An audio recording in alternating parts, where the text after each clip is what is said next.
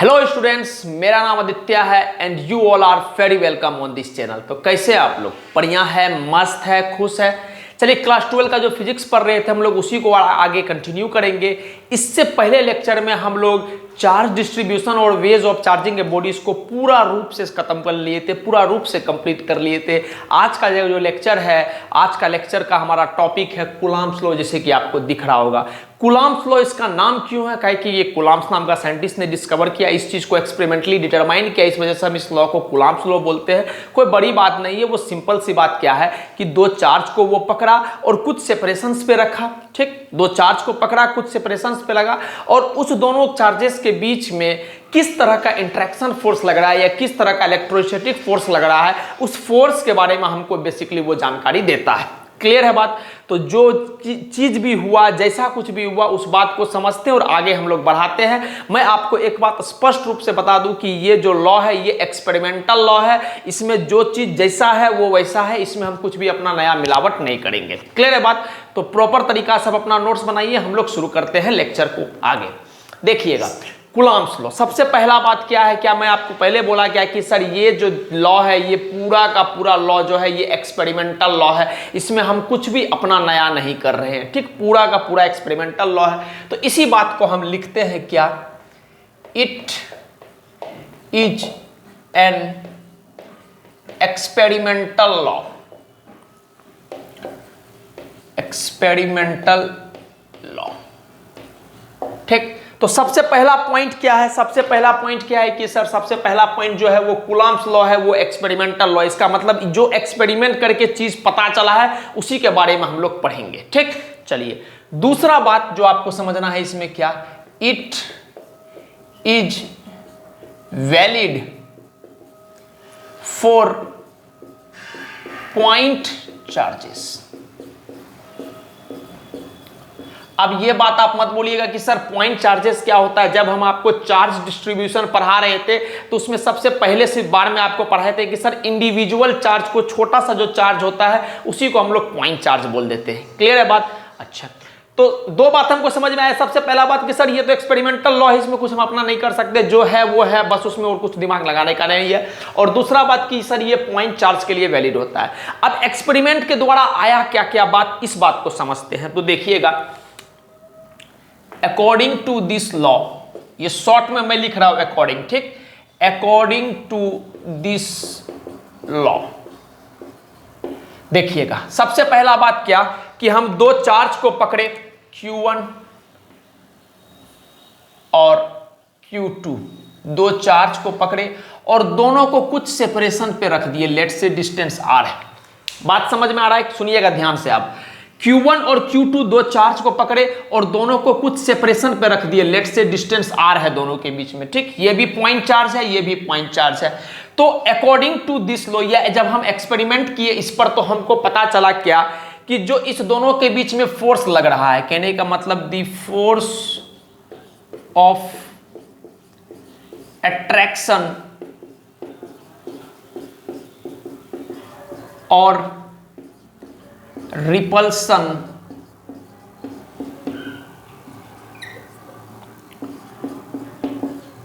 between them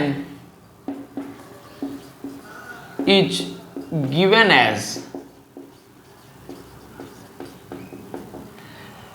ध्यान से सुनिएगा। अब मान लो अगर दोनों का दोनों चार्ज पॉजिटिव है या दोनों का दोनों चार्ज निगेटिव है, इसका मतलब क्या है, सेम टाइप ऑफ चार्ज। और आपको पता है कि जब सब सेम टाइप ऑफ चार्ज होता है तो क्या होता है, दोनों चार्ज आपस में एक दूसरे को क्या करेगा, रिपेल करेगा, तो हम फोर्स ऑफ रिपल्सन बोल रहे हैं। या अगर दोनों अपोजिट नेचर का चार्ज है, कहने का मतलब एक पॉजिटिव चार्ज है और दूसरा निगेटिव चार्ज है, तो आपको पता है कि दोनों चार्ज आपस में क्या करेगा, एक दूसरे को अट्रैक्ट करेगा। तो दोनों बात को हम लोग कनेक्ट करते बोलते हैं क्या, द फोर्स ऑफ अट्रैक्शन और repulsion between them is given. सबसे पहला बात कि जो फोर्स होगा वो directly proportional to product of charge होगा।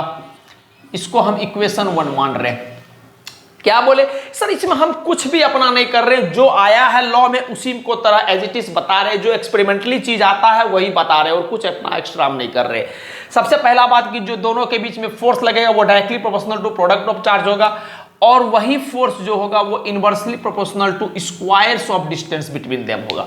फिर से सुनिएगा हम क्या बोल रहे हैं। फोर्स जो दोनों के बीच में लगेगा वो directly proportional to product of charges होगा और inversely proportional to square of distance between them. Inversely proportional to distance between them नहीं, inversely proportional to square of distance between them होगा। ठीक, तो हम इसको क्या करते हैं, इसको इक्वेशन 2 मान लिए।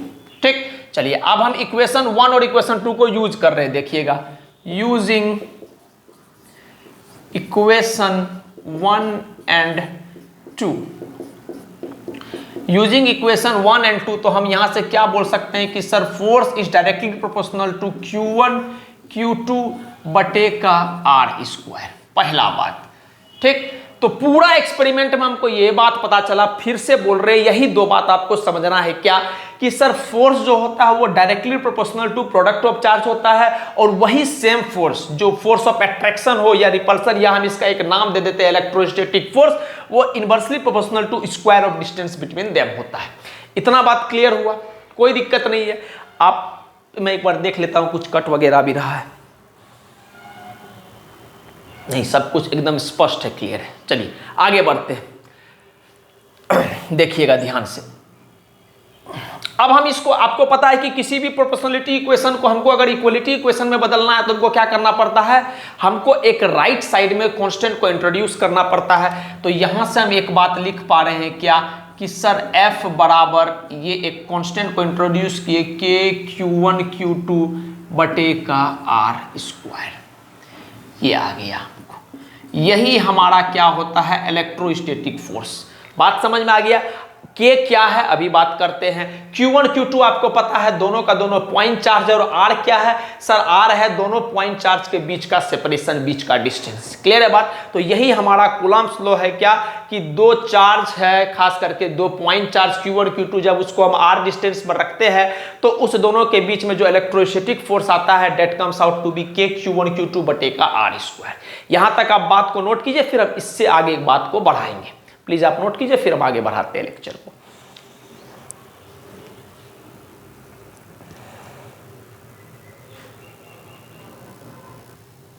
चलिए आगे बढ़ते हैं। तो अभी तक हम लोग कूलम्ब्स लॉ के बारे में क्या समझे, सबसे पहला बात समझे कि सर इसमें हमारा आपका कोई कुछ लेना देना नहीं, ये एक्सपेरिमेंटल चीज है, ये पूरा का पूरा लॉ जो है ये एक्सपेरिमेंटल लॉ है।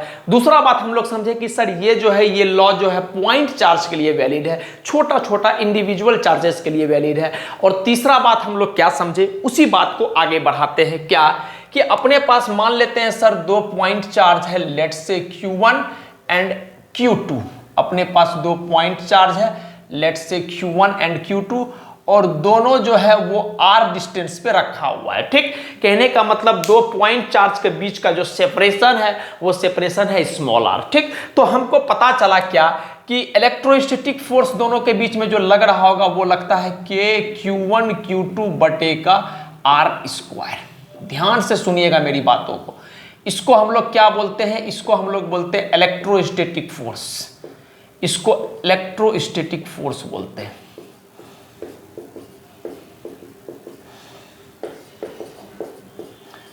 ठीक, the electrostatic force between two point charges when they are kept at a separation of R is K Q1 Q2 बटे का R स्क्वायर। क्लियर है। चूंकि हम यहां पर सिर्फ फोर्स का मैग्नीट्यूड में इंटरेस्टेड है, तो आपको Q1 और Q2 दोनों को विदाउट साइन लिखना है।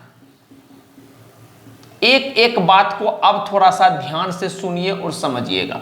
क्या बोल रहे, चूंकि हम मैग्नीट्यूड में इंटरेस्टेड है तो हमको कोई मतलब नहीं है कि चार्ज अपना पॉजिटिव है या चार्ज अपना नेगेटिव है। अगर दोनों पॉजिटिव चार्ज होगा तो बड़ा आसानी से बोल देंगे सर आपस में रिपल करेगा, इसका मतलब आपका जो इलेक्ट्रोस्टैटिक फोर्स है वो रिपल्सिव इन नेचर होगा। या दोनों अगर आपस में क्या होगा, दोनों का दोनों अपोजिट नेचर का चार्ज है, कहने का मतलब एक पॉजिटिव चार्ज है दूसरा नेगेटिव चार्ज है, तो हम आराम से बोल देंगे कि सर ये दोनों जो होगा ये दोनों आपस में एक दूसरे को अट्रैक्ट करेगा, या हम बोल सकते हैं कि अपना जो इलेक्ट्रोस्टैटिक फोर्स है वो अट्रैक्टिव इन नेचर होगा। ठीक, ये छोटा मोटा बात है जो आप आराम से बोल पाओगे। ठीक, फिलहाल के लिए आप समझिएगा बात को।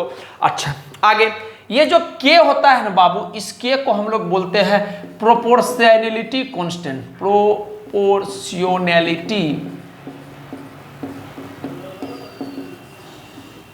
कांस्टेंट, इसको हम क्या बोलते हैं, प्रोपोर्शनैलिटी कांस्टेंट। बात को समझिएगा ध्यान से, आराम आराम से कनेक्ट कीजिएगा। के को क्या बोलते हैं? प्रोपोर्शनैलिटी कांस्टेंट, और के जो है ये मीडियम पे डिपेंड करता है, डिपेंड ऑन मीडियम। चलिए आगे। अब चूंकि फोर्स का फॉर्मूला में के आ रहा है और के मीडियम पे डिपेंड कर रहा है, इसका मतलब इलेक्ट्रोस्टैटिक फोर्स भी क्या करेगा? वो मीडियम पे डिपेंड करेगा, तो depend on medium.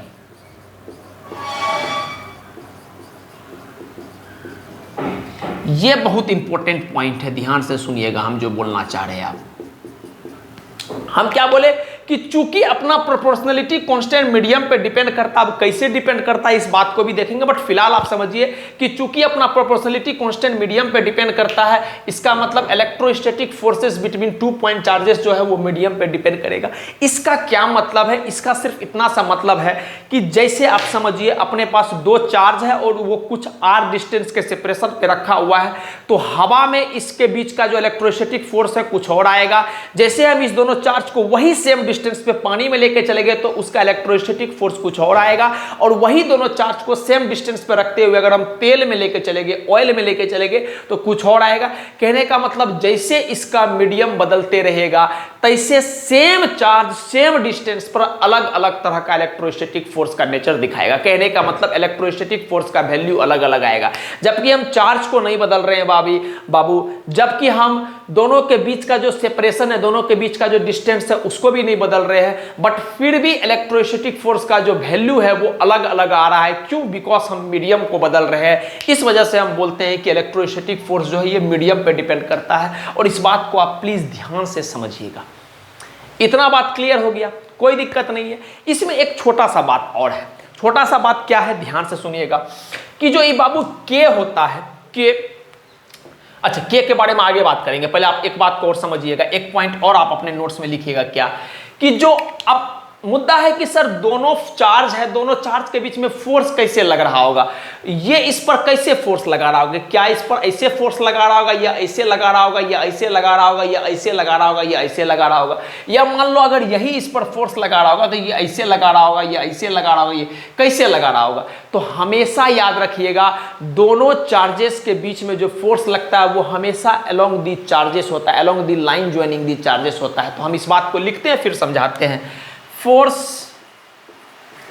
is always act along the line joining the charges। Clear है? जैसे मान लीजिए कि ये एक कोई सेपरेशन है, यहां पर एक चार्ज रखा हुआ, यहां पर एक चार्ज रखा हुआ, तो फोर्स जो है हमेशा इसी लाइन में लगेगा। याद रखिएगा फोर्स हमेशा इसी लाइन में लगेगा। कभी ऐसा नहीं कि इसके वजह से फोर्स ऐसे लग जाएगा, नहीं।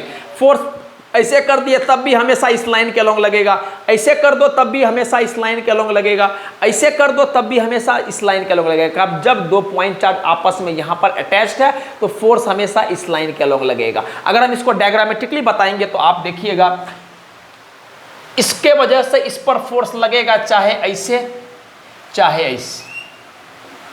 बात समझ में आ गया? चाहे ऐसे लगेगा चाहे ऐसे लगेगा, या इसके वजह से इस पर फोर्स लगेगा चाहे ऐसे। वो डिपेंड करेगा कि आप मान लो कि दोनों का अपोजिट नेचर है या दोनों का सेम नेचर है, वो बाद का बात है। बस अभी हम इंटरेस्टेड है कि किस तरफ लगेगा, तो इसके वजह से इस पर चाहे ऐसे लगेगा चाहे ऐसे लगेगा, ठीक, चाहे ऐसे लगेगा। कभी भी आप ऐसा मत कर देना कि इसके वजह से फोर्स कहीं ऐसे लग रहा है, नहीं। ये जो आप बना रहे हो बाबू कि इसके वजह से फोर्स ऐसे लग रहा है, ये एकदम गलत, ये एकदम गलत है। या आपके दिमाग में कभी थॉट आया क्या कि सर इसके वजह से कहीं फोर्स ऐसे लगेगा क्या, ऐसे लगेगा क्या? तो हम बोलेंगे नहीं बाबू, फोर्स कैसे लगता है? फोर्स हमेशा along the line joining the charges लगता है। आई होप कि अब आपको समझ में आ गया होगा फोर्स कैसे लगता है।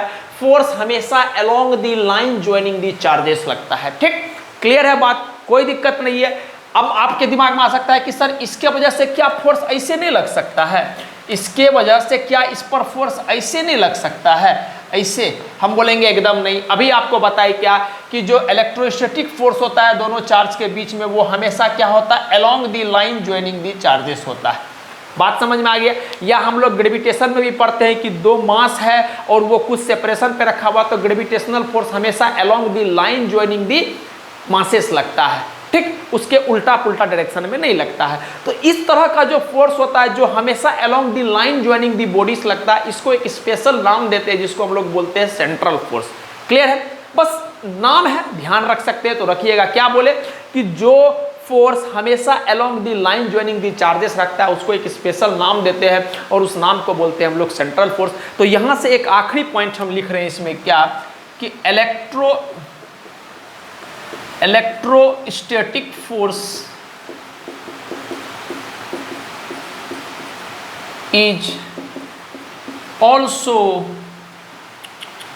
is also known as central force. Clear है? सेंट्रल फोर्स क्यों बोल रहे हैं? कहे कि सर इलेक्ट्रोस्टैटिक फोर्स जो चार्ज के बीच में लगता है वो हमेशा along the line joining the charges होता है। बस इसी वजह से हम एक नाम दे दिए, इसको नाम दिया जाता है सेंट्रल फोर्स। क्या कि चूंकि वो along the line joining the charges लगता है, इस वजह से हम इलेक्ट्रोस्टैटिक फोर्स को सेंट्रल फोर्स भी बोल सकते हैं। कभी कल के दिन कोई स्टेटमेंट वगैरह में आपके एग्जाम में पूछ लिया बना करके, तो आपको पता होना चाहिए। क्लियर है बात? थोड़ा हो सकता है कि आवाज़ ज़्यादा गड़गड़ कर रहा होगा, जर्जर कर रहा होगा, बिकॉज बारिश हो रहा है, इस वजह से थोड़ा आवाज़ का प्रॉब्लम है, थोड़ा सा कंप्रोमाइज़ कर लीजिएगा, है ना?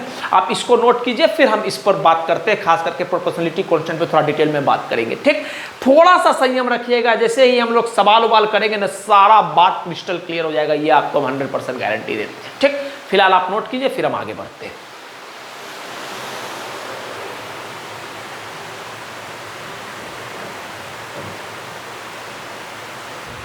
चलिए चीज को और आगे बढ़ाया जाए तो फिलहाल अभी तक हम लोग यही सीखे क्या कि सर अगर अपने पास दो चार्ज है, लेट्स से Q1 और दूसरा पॉइंट चार्ज है लेट्स से Q2, और अगर वो R डिस्टेंस पर रखा हुआ है, तो हम लोग यहाँ से बोल सकते हैं कि sir electrostatic forces between them जो लगेगा वो लगेगा K Q1 Q2 बटे का R स्क्वायर।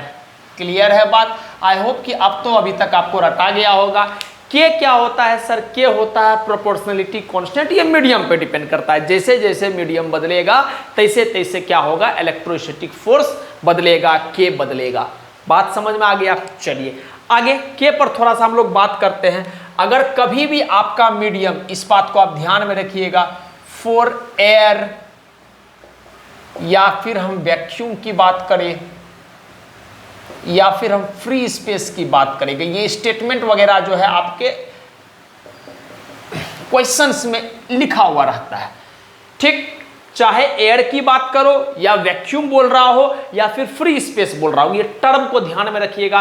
तो वहां पर जो के का वैल्यू होता है बाबू, वो के का वैल्यू होता है 1/4 पाई एप्सिलॉन नॉट, ठीक? ये एप्सिलॉन नॉट क्या होता है इसके बारे में भी बात करते हैं। एप्सिलॉन नॉट को हम लोग बोलते हैं परमिटिविटी ऑफ फ्री स्पेस। बस आपको ध्यान में रखना है कि ऐसा होता है तो होता है, हम इसमें कुछ अपना नया काम कुछ नहीं कर सकते, ठीक? तो के का वैल्यू एयर के लिए, वैक्यूम के लिए, फ्री स्पेस के लिए क्या होता है, 1/4 पाई एप्सिलॉन नॉट, ठीक? एप्सिलॉन नॉट का वैल्यू होता है 8.85 इंटू 10⁻⁻12। पाई का वैल्यू आपको पता है 3.14। तो जब सब वैल्यू को आप लिखोगे तो एयर के लिए या वैक्यूम के लिए या फ्री स्पेस के लिए जो के का वैल्यू आता है वो आपको आता है 9 इंटू 10⁻9। अगर हम यूनिट की बात करेंगे तो आपको पता है कि सर इसका अगर हम यहां से देखेंगे के को, तो के का वैल्यू क्या हो जाएगा, FR स्क्वायर बटे का Q1 Q2। बोलो क्या हम ऐसे लिख सकते हैं के को? ध्यान से देखना, चूंकि हम यूनिट पता करना चाह रहे हैं इसलिए ऐसा लिख रहे हैं। के को क्या लिख सकते हैं, F इंटू R स्क्वायर बटे का Q1 Q2। बढ़िया बात है। F का यूनिट बताओ आप, के का यूनिट अगर हम लिखना चाहेंगे तो F का यूनिट क्या होता है, न्यूटन। डिस्टेंस का स्क्वायर का यूनिट क्या होगा, डिस्टेंस का यूनिट क्या होता है, मीटर। तो R का स्क्वायर क्या हो जाएगा, न्यूटन मीटर स्क्वायर। चार्ज का यूनिट क्या होता है, कूलाम। तो कूलाम इंटू कूलाम क्या हो जाएगा, कूलाम स्क्वायर, ठीक? तो हमको के का यूनिट पता चल गया। के का यूनिट क्या होता है, न्यूटन मीटर स्क्वायर बटे का कूलाम स्क्वायर। बात समझ में आ गया। बाकी अलग मीडियम, जैसे मान लो कल के दिन वाटर में रख दिया आपका दोनों चार्जेस को, कल के दिन ऑयल में रख दिया, तो आपको सवाल वाला दे देगा। ठीक, ये चीज आपको थोड़ा सा याद रखें। ये भी दे देगा, लेकिन आप इतना प्रैक्टिस करोगे सवाल को कि आपको ये याद हो जाएगा क्या कि सर जब भी दो चार्जेस को कुछ सेपरेशन पर एयर में रखा गया हो, या फिर वैक्यूम में रखा गया हो, या फिर फ्री स्पेस में रखा गया हो, तो के का वैल्यू होता है 9 × 10⁹ न्यूटन मीटर स्क्वायर पर कूलम्ब स्क्वायर। अगर यूनिट निकालने नहीं आता है तो आप यहां से समझ पा गए होंगे कि किस तरह से हमको यूनिट निकाला जाता है। बात समझ में आ गया, कोई दिक्कत नहीं है। अब थोड़ा सा हम लोग एप्सिलॉन नॉट पे बात कर लेते हैं। ये जो एप्सिलॉन नॉट है बाबू, उसको पढ़ने का तरीका होता है, इसको पढ़ने का तरीका होता है epsilon not.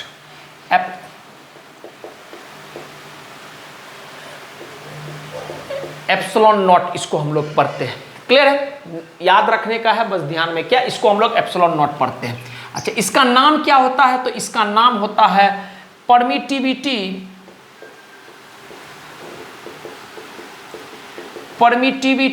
Of free space.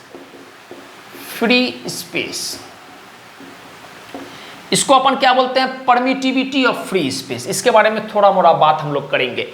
Epsilon not को क्या बोलते हैं? Permittivity of free space. एक मीडियम भी होता है, एक मीडियम का भी होता है एप्सिलॉन ऑफ मीडियम, और उसके बाद जाके एक होता है रिलेटिव परमिटिविटी। उसको हम लोग अलग से लेक्चर में कवर करेंगे। अभी हम लोग बस बेसिकली कॉलम लो को पढ़ना चाहते हैं, समझना चाहते हैं बेसिक लेवल पर, इस वजह से हम लोग ऊपर ऊपर का कहानी कर रहे हैं। क्या कि एप्सिलॉन नॉट को क्या बोलते हैं? Permittivity of free space.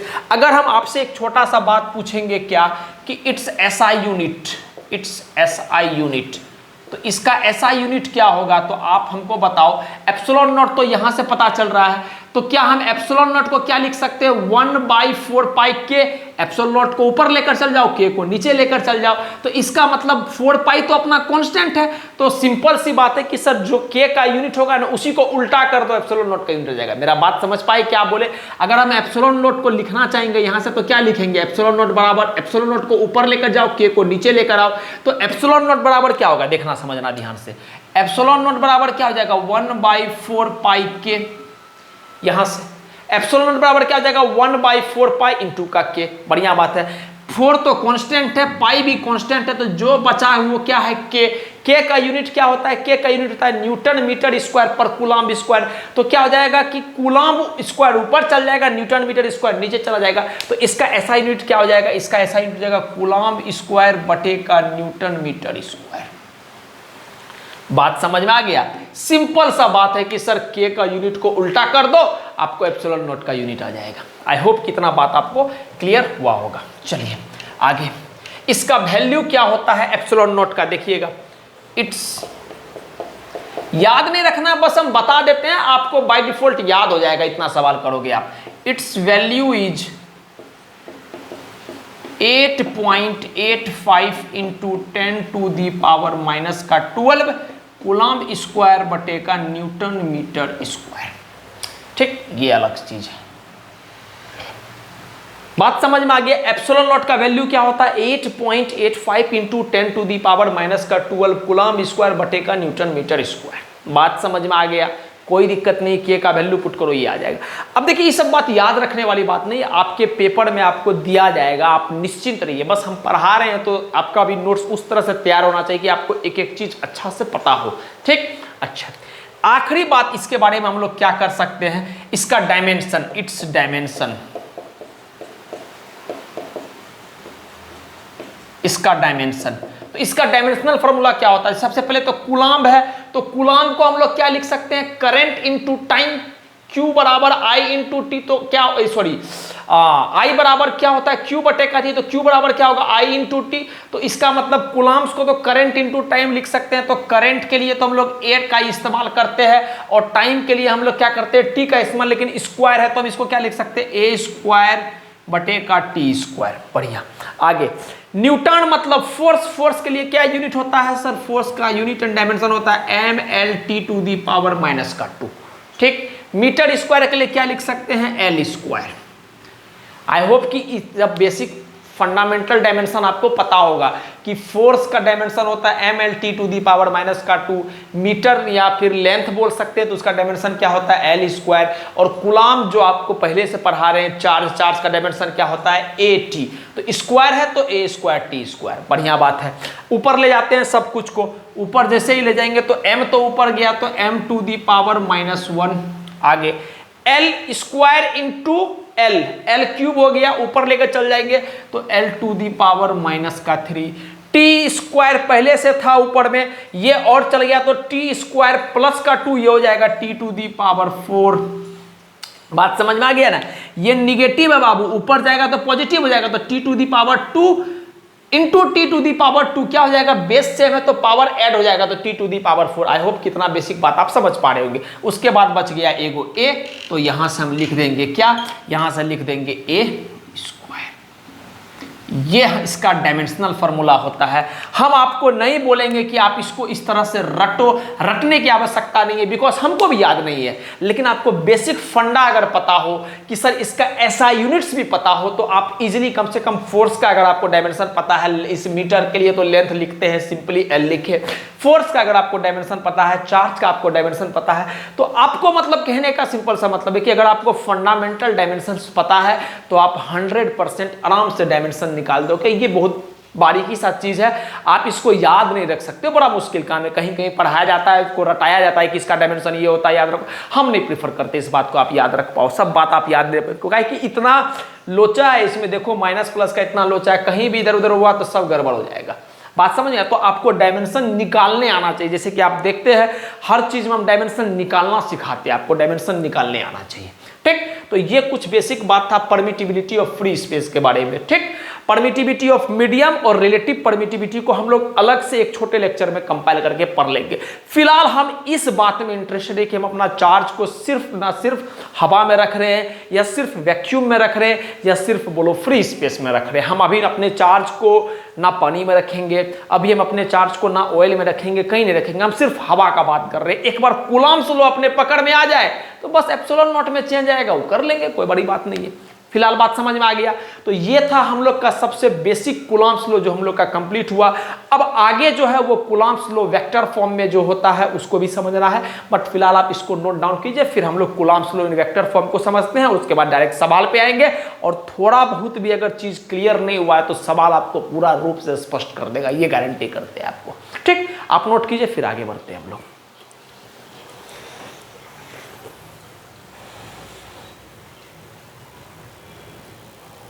चलिए नेक्स्ट जो हमारा टॉपिक है वो है Coulomb's law in vector form.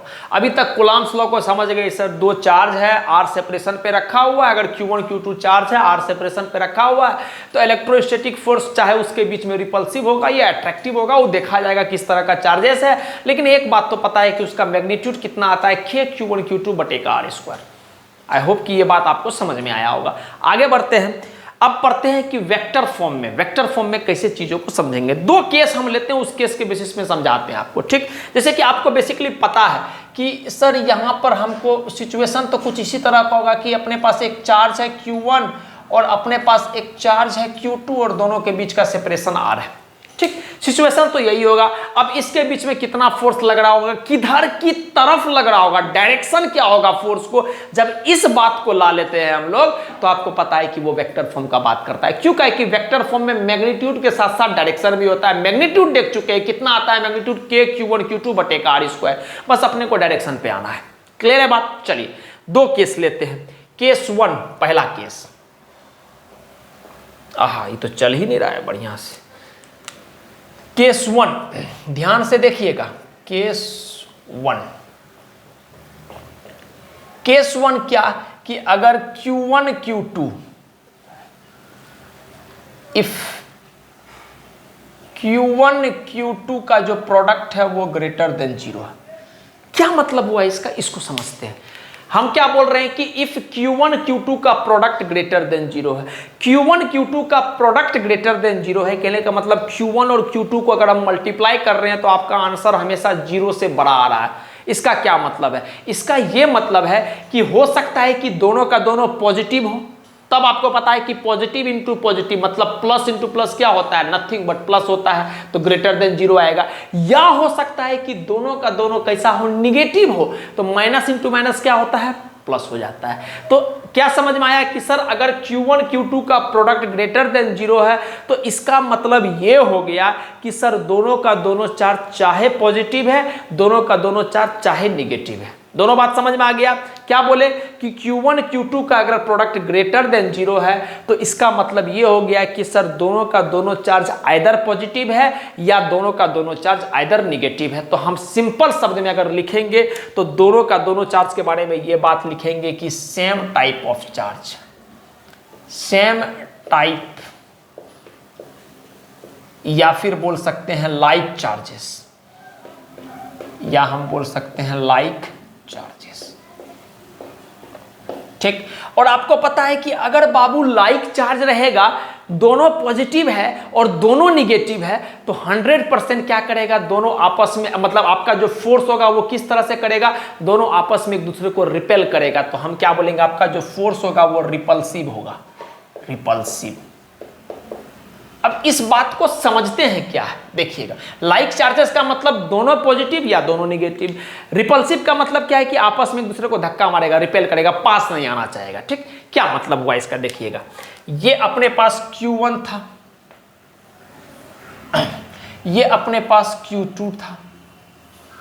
ठीक, और मान लेते हैं कुछ सेपरेशन पे दोनों रखा हुआ है। ठीक, तो चूंकि दोनों का दोनों आइदर पॉजिटिव है या दोनों का दोनों आइदर निगेटिव है, ठीक, तो फोर्स कैसा आएगा, रिपल्सिव। इसका मतलब ये अगर इस पर फोर्स लगाएगा तो ये फोर्स इस पर इधर की तरफ लगाएगा, कि इधर की तरफ लगाएगा, इधर की तरफ नहीं लगाएगा। क्यों, काहे कि अगर ये इस पर इधर की तरफ फोर्स लगाएगा तो ये तो इसको अट्रैक्ट कर रहा है। इसका मतलब सर ये फोर्स जो होगा वो इधर की तरफ नहीं लगेगा, वो इस पर जो फोर्स लगेगा वो अलोंग दी लाइन लगता है। काहे कि हमको पता है, अभी भी पढ़े हैं कि इलेक्ट्रोस्टैटिक फोर्स क्या होता है, सेंट्रल फोर्स होता है, along the line joining the charges लगता है, और ये इस पर इधर की तरफ फोर्स लगाएगा, इधर, और ये इस पर किधर की तरफ फोर्स लगाएगा, ये इस पर इधर की तरफ फोर्स लगाएगा। तो इस फोर्स को हम लिख रहे हैं force on two due to one.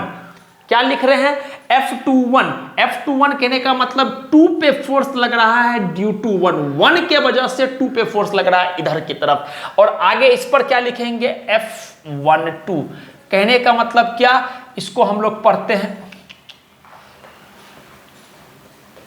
पढ़ने का जो तरीका होता है इसको हम लोग पढ़ते हैं फोर्स ऑन 1 ड्यू टू 2।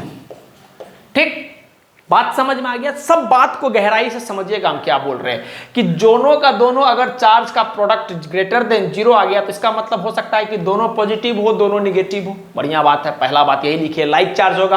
और अगर दोनों पॉजिटिव और दोनों निगेटिव है मतलब अपोजिट नेचर का नहीं है, इसका मतलब क्या होगा, आपस में जो फोर्स लगेगा वो रिपल्सिव इन नेचर लगेगा। तो ये इस पर इधर की तरफ फोर्स लगाएगा, ये इस पर इधर की तरफ फोर्स लगाएगा, और इसको हम बोलते हैं फोर्स ऑन 2। 1 के वजह से जो 2 पे फोर्स लग रहा है उसको लिखते हैं फोर्स ऑन 2 ड्यू टू 1। और एक लिख दिए, बाकी आप समझ जाएंगे, इस वजह से हम इसको बस एक को लिखे। और इस पर जो फोर्स लग रहा होगा ये क्या बोलेंगे, फोर्स ऑन 1 ड्यू टू 2। बात समझ में आ गया। इस पर क्या बोलेंगे, फोर्स ऑन 2 ड्यू टू 1। ये बात क्लियर हो गया। दूसरा केस लेते हैं, दूसरा केस, केस 2।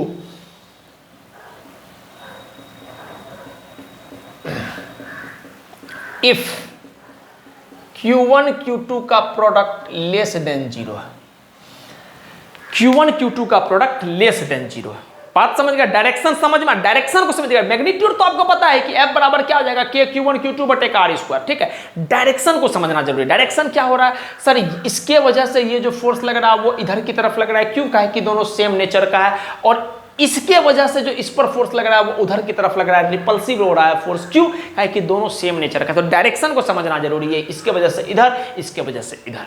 ठीक, आगे बढ़ते हैं। अब दोनों का दोनों चार्ज का प्रोडक्ट लेस देन जीरो है। लेस देन जीरो का मतलब ये हो गया कि आंसर हमेशा निगेटिव आना चाहिए। आंसर हमेशा निगेटिव आना चाहिए, इसका मतलब क्या हो गया, इसका मतलब ये हो गया कि एक पॉजिटिव होगा दूसरा निगेटिव होगा, तब ना प्लस इंटू माइनस करोगे तो क्या होता है, प्लस माइनस माइनस होता है। तो इसका मतलब हम लोग बोल सकते हैं क्या, इसका मतलब हम लोग बोल सकते हैं कि यहाँ पर जो सिचुएशन होगा उस सिचुएशन में एक चार्ज पॉजिटिव होगा और दूसरा चार्ज निगेटिव होगा।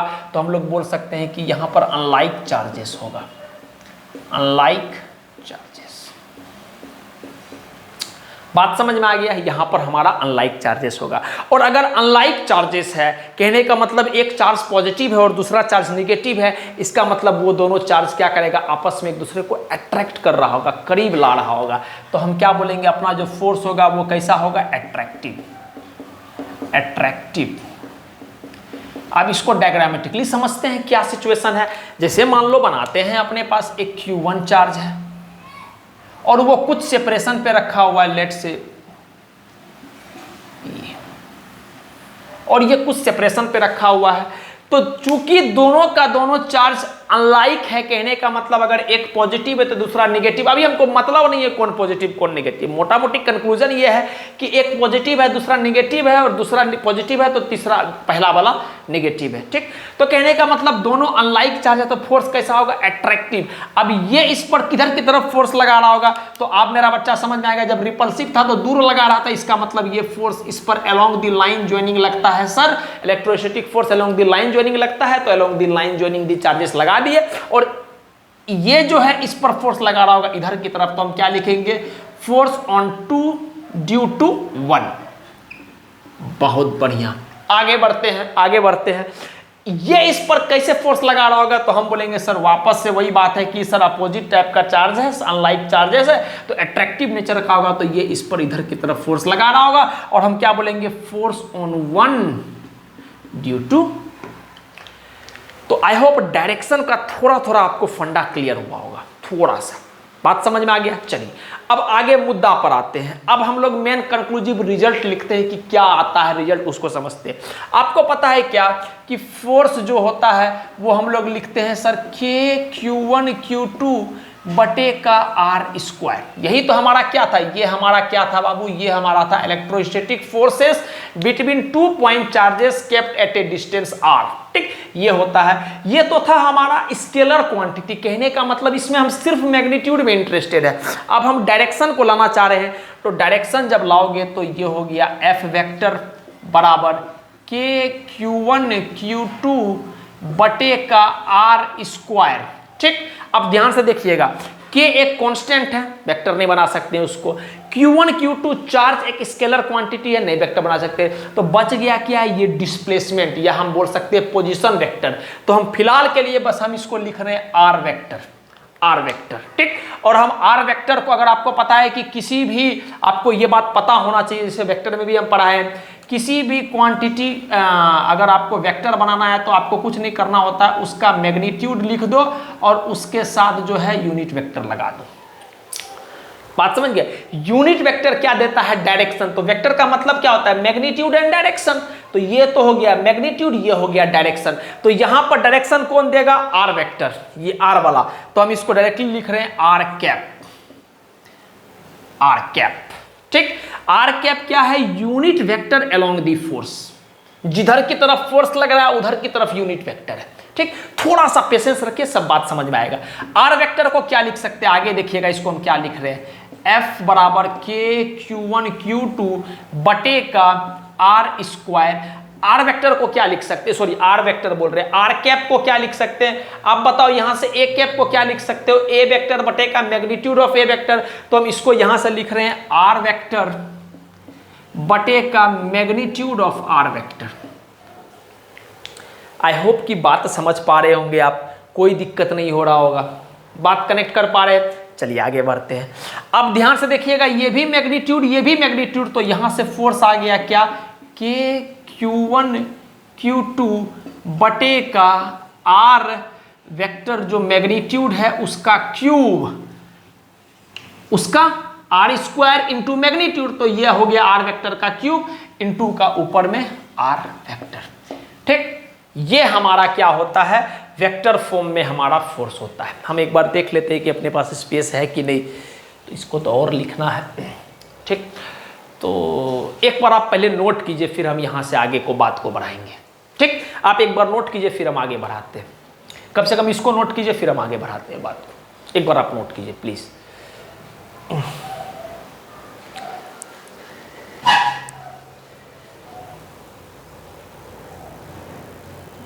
चलिए, हम उम्मीद करते हैं कि आप नोट कर लिए होंगे। आगे बढ़ते हैं।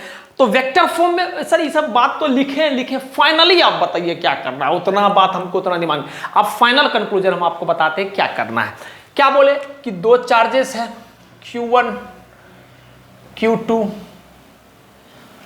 और मान लेते हैं उसके बीच का जो पोजीशन वेक्टर है वो r वेक्टर है। चूंकि वेक्टर फॉर्म में लिख रहे थे तो बाबू पोजीशन वेक्टर तो लिखना पड़ेगा, तो मान लेते हैं उसके बीच में पोजीशन वेक्टर r वेक्टर है। तो फोर्स जो लिखते हैं हम लोग यहाँ पर, फोर्स लिखते हैं, ध्यान से देखिएगा, फोर्स जो लिखते हैं हम लोग यहाँ पर वो लिखते हैं F बराबर K Q1 Q2 बटे का r वेक्टर या फिर मैग्नीट्यूड ऑफ r वेक्टर का होल क्यूब। फॉर्मूला में मैग्नीट्यूड वाला में क्या लिखते थे, स्क्वायर, यहां होल क्यूब इनटू का r वेक्टर। ये आपको फाइनली ध्यान में रखना है, ये आपको फाइनली ध्यान में रखना है। ठीक, बात समझ में आ गया, कोई दिक्कत नहीं है। ये आपको फाइनली ध्यान में रखना है कि F बराबर जो हमारा वेक्टर फॉर्म में जो फोर्स आता है, वेक्टर फॉर्म में जो फोर्स आता है वो आता है K Q1 Q2 बटे का मैग्नीट्यूड ऑफ r वेक्टर का क्यूब इनटू का r वेक्टर। हो सकता है कि अभी आपको चीज कम क्लियर हुआ होगा, बस हम आपको यही बोलेंगे सवाल तक आप वेट कीजिए, थोड़ा सा धैर्य रखिए, सब बात क्लियर हो जाएगा। एक सवाल में पूरा बात क्रिस्टल क्लियर हो जाएगा, ये आप गारंटी देते हैं। ठीक, लेकिन हमको मालूम है इस तरह से याद रखना ज्यादा पसंद नहीं है, हम कुछ अलग तरीका से इसको याद रखते हैं। देखिएगा देखिएगा हम कैसे याद रखते हैं। मान लो कल के दिन अगर आपसे पूछा जाएगा फोर्स ऑन 1 ड्यू टू 2, तो आप लिखोगे क्या कि सर K Q1 Q2 बटे का R12 वेक्टर बटे का R12 वेक्टर का मैग्नीट्यूड का होल क्यूब। अरे बोलो यही तो फॉर्मूला लिखोगे। F12 को क्या लिखोगे, K Q1 Q2, आप यहां पर 1 2 लिखे हो तो यहां पर भी 1 2, यहां पर ये। इसको हम कैसे याद रखेंगे, इसको हम लोग याद रखेंगे, देखिएगा F12 वेक्टर बराबर K Q1 Q2 into R1 vector minus का R2 वेक्टर। R12 वेक्टर को क्या लिख रहे हैं, R1 वेक्टर माइनस का R2 वेक्टर बटे का R1 वेक्टर माइनस का R2 वेक्टर का मैग्नीट्यूड का होल क्यूब। ठीक, ये बात को ध्यान में रखना है। तो आप बोलिएगा सर उससे तो ज्यादा बढ़िया ऊपर वाला था, आप इसको पेचीदा कर दिए, इतना लंबा चौड़ा कर दिए, इसका क्या आवश्यकता है। आवश्यकता है, अभी सवाल करेंगे तब आपको समझ में आएगा। ठीक, या आप सिंपली याद रख सकते हैं, ये तो था फोर्स ऑन 1 ड्यू टू 2। कल के दिन अगर आपको लिख दिया जाएगा फोर्स ऑन 2 ड्यू टू 1, तो आप लिखोगे सर K Q1 Q2 बटे का R21 वेक्टर का मैग्नीट्यूड का होल क्यूब। ठीक, फॉर्मूला का एक तरह से रिवीजन हो रहा है, इनटू में R21 वेक्टर। बढ़िया बात है, आगे बढ़ते हैं। इसको और कैसे लिख सकते हैं, थोड़ा एक्सपेंडेड फॉर्म में, F21 बराबर K Q1 Q2 बटे का R21 मतलब R2 वेक्टर माइनस का R1 वेक्टर का मैग्नीट्यूड का होल क्यूब इनटू में R2 वेक्टर माइनस का R1 वेक्टर। ठीक, बात समझ में आ गया। तो F21 क्या लिखते हैं, K Q1 Q2 बटे का R2 माइनस का R1 vector into R2 vector minus का R1 वेक्टर। ठीक, ये बात को, इसको हम याद रखते हैं। हमको कभी भी सवाल आता है ना, तो जिस पर निकालना होता है उसको हम Q2 मान लेते हैं और जिससे के द्वारा निकालना उसको Q1 मान लेते हैं, और तो हम इसको याद रखते हैं। तो अगर आपको कुछ फॉर्मूला नहीं याद रखना है तो आप बस इसको याद रखना, इससे अपना काम हो जाएगा। ठीक, अच्छा एक बात यहां पर ध्यान में रखिएगा क्या कि चूंकि आप आराम से बता सकते हैं कि अगर मान लो दोनों का दोनों पॉजिटिव चार्ज है तो आप आराम से बता सकते हो कि फोर्स अपना कैसा होगा, फोर्स हमेशा रिपल्सिव इन नेचर होगा। अभी आपको केस 1 लेके बताए। अगर दोनों का दोनों अनलाइक चार्जेस है, मतलब अपोजिट चार्जेस है, एक पॉजिटिव है दूसरा नेगेटिव है, तो आप आराम से इसलिए बता सकते हो क्या सर, आप आराम से इसलिए बता सकते हैं कि दोनों का दोनों जो फोर्स, दोनों का दोनों जो चार्जेस है वो आपस में एक दूसरे को अट्रैक्ट कर रहा होगा, या फोर्स जो होगा वो अट्रैक्टिव इन नेचर होगा। तो कहने का मतलब क्या है कि Q1 और Q2 को आप यहां पर भी विदाउट साइन ही रखो, Q1 और Q2 को भी आप यहां पर विदाउट साइन रखो। ठीक है, देखो तो हम आपको मान रहे हैं इस बात को 100% की पूरा स्पष्टता अभी नहीं आया होगा, आएगा भी नहीं सर, ये तो थ्योरी है क्लैरिटी हमको तब आता है जब हम एग्जाम्पल्स करते हैं, जब हम इस थ्योरी को इंप्लीमेंट करते हैं उस एग्जाम्पल्स में, तब हमको क्लैरिटी आता है। तो बस थोड़ा सा धैर्य रखिए, सब बात आपको समझ में आएगा। फिलहाल इतना बात आपको क्लियर हुआ होगा, कोई दिक्कत नहीं है। एक आखिरी बात हम आपको बताना चाहते हैं, क्या हम यहाँ लिखना चाहते हैं, ध्यान से देखिएगा, इसको देखिएगा और इसको देखिएगा ध्यान से। F12 क्या लिखें, के Q1 Q2 बटे का R1 वेक्टर माइनस का R2 वेक्टर बटे का R1 वेक्टर माइनस का R2 वेक्टर का होल क्यूब। ठीक, इसको क्या लिखे हैं, F21 के Q1 Q2 बटे का R2 माइनस का, ये तो मैग्नीट्यूड है होल क्यूब, ये R2 माइनस का R1। ठीक, ये तो मैग्नीट्यूड है, तो मैग्नीट्यूड का मतलब तो मैग्नीट्यूड निगेटिव नहीं हो सकता, -5 मैग्नीट्यूड नहीं हो सकता है। अगर मैग्नीट्यूड का बात करोगे तो वो 5 ही होगा, माइनस तो हो नहीं सकता।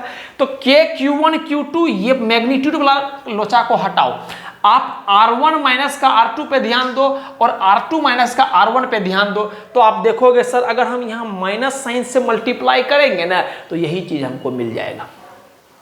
फिर से बोल रहे हैं, जैसे ही आप माइनस साइन से मल्टीप्लाई करोगे तो ये क्या हो जाएगा, माइनस का R1 प्लस का R2, तो ये क्या बन गया, R2 माइनस का R1। एग्जैक्टली यही चीज तो बन गया।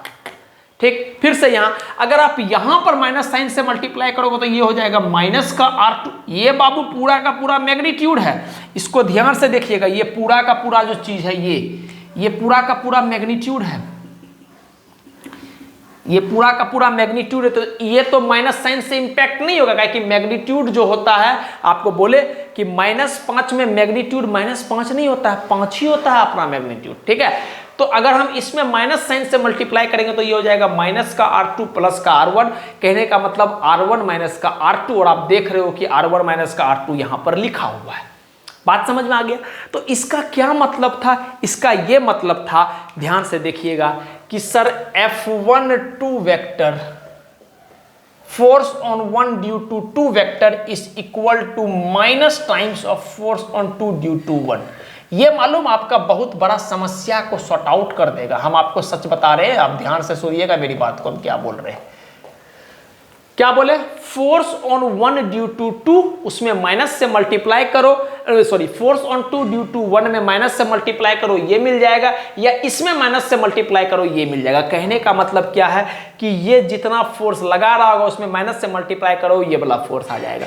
अब इसका ये मतलब हुआ क्या, सुनिए, हम बोल रहे हैं कि कोई एक निकाल लो। जैसे मान लो आपको कैलकुलेट करने बोला गया है, दोनों निकाल लो, कि फोर्स ऑन 2 ड्यू टू 1 और फोर्स ऑन 1 ड्यू टू 2, आपको दोनों निकालने के लिए बोला है। तो दोनों निकालने के पीछे नहीं जाना है सर, आप खुद भी देखो ना कि कितना कॉम्प्लेक्स काम है, निकालो पुट करो भलाना दिमकारा, आपको कुछ नहीं, आप ये निकाल लिए हो, दूसरा क्या हो जाएगा, माइनस से मल्टीप्लाई कर दो। जैसे मान लो फोर्स ऑन 2 ड्यू टू, जैसे एग्जांपल के थ्रू हम बता रहे हैं, फोर्स ऑन 2 ड्यू टू 1 आ गया आपको 5i कैप।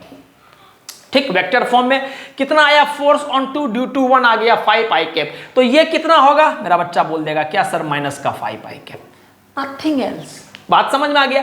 हम क्या बोल रहे हैं, या अगर कल के दिन force on 1 due to 2 minus का 5i कैप आ गया, तो ये कितना होगा सर, डायरेक्टली आपको पता है कि कुछ नहीं करना है, माइनस से मल्टीप्लाई करना है और आंसर लिखना है। इतना फिर से सॉल्व नहीं करना, एक बार आप करके यहां तक आए हो सॉल्व, फिर से आपको उतना काम नहीं करना है, बस आपको माइनस से मल्टीप्लाई करना, आपका आंसर आपके लिए इंतजार कर रहा है। समझ पा रहे हैं बात को, क्या बोल रहे हैं कि ये माइनस का 5i कैप अगर आप सॉल्व करके निकाल लिए, और ये भी आपका एग्जामिनर या सवाल वाला आपसे पूछा है, तो आपको कुछ नहीं करना है, माइनस से मल्टीप्लाई करना और आपको आंसर लिखना है। या मान लो इसी को सॉल्व करके आप निकाल लिए 5i कैप, तो आपको कुछ नहीं करना, उसको निकालने के लिए माइनस से मल्टीप्लाई करना और आपका आंसर इंतजार कर रहा है आपका। बात समझ में आ गया, बढ़िया।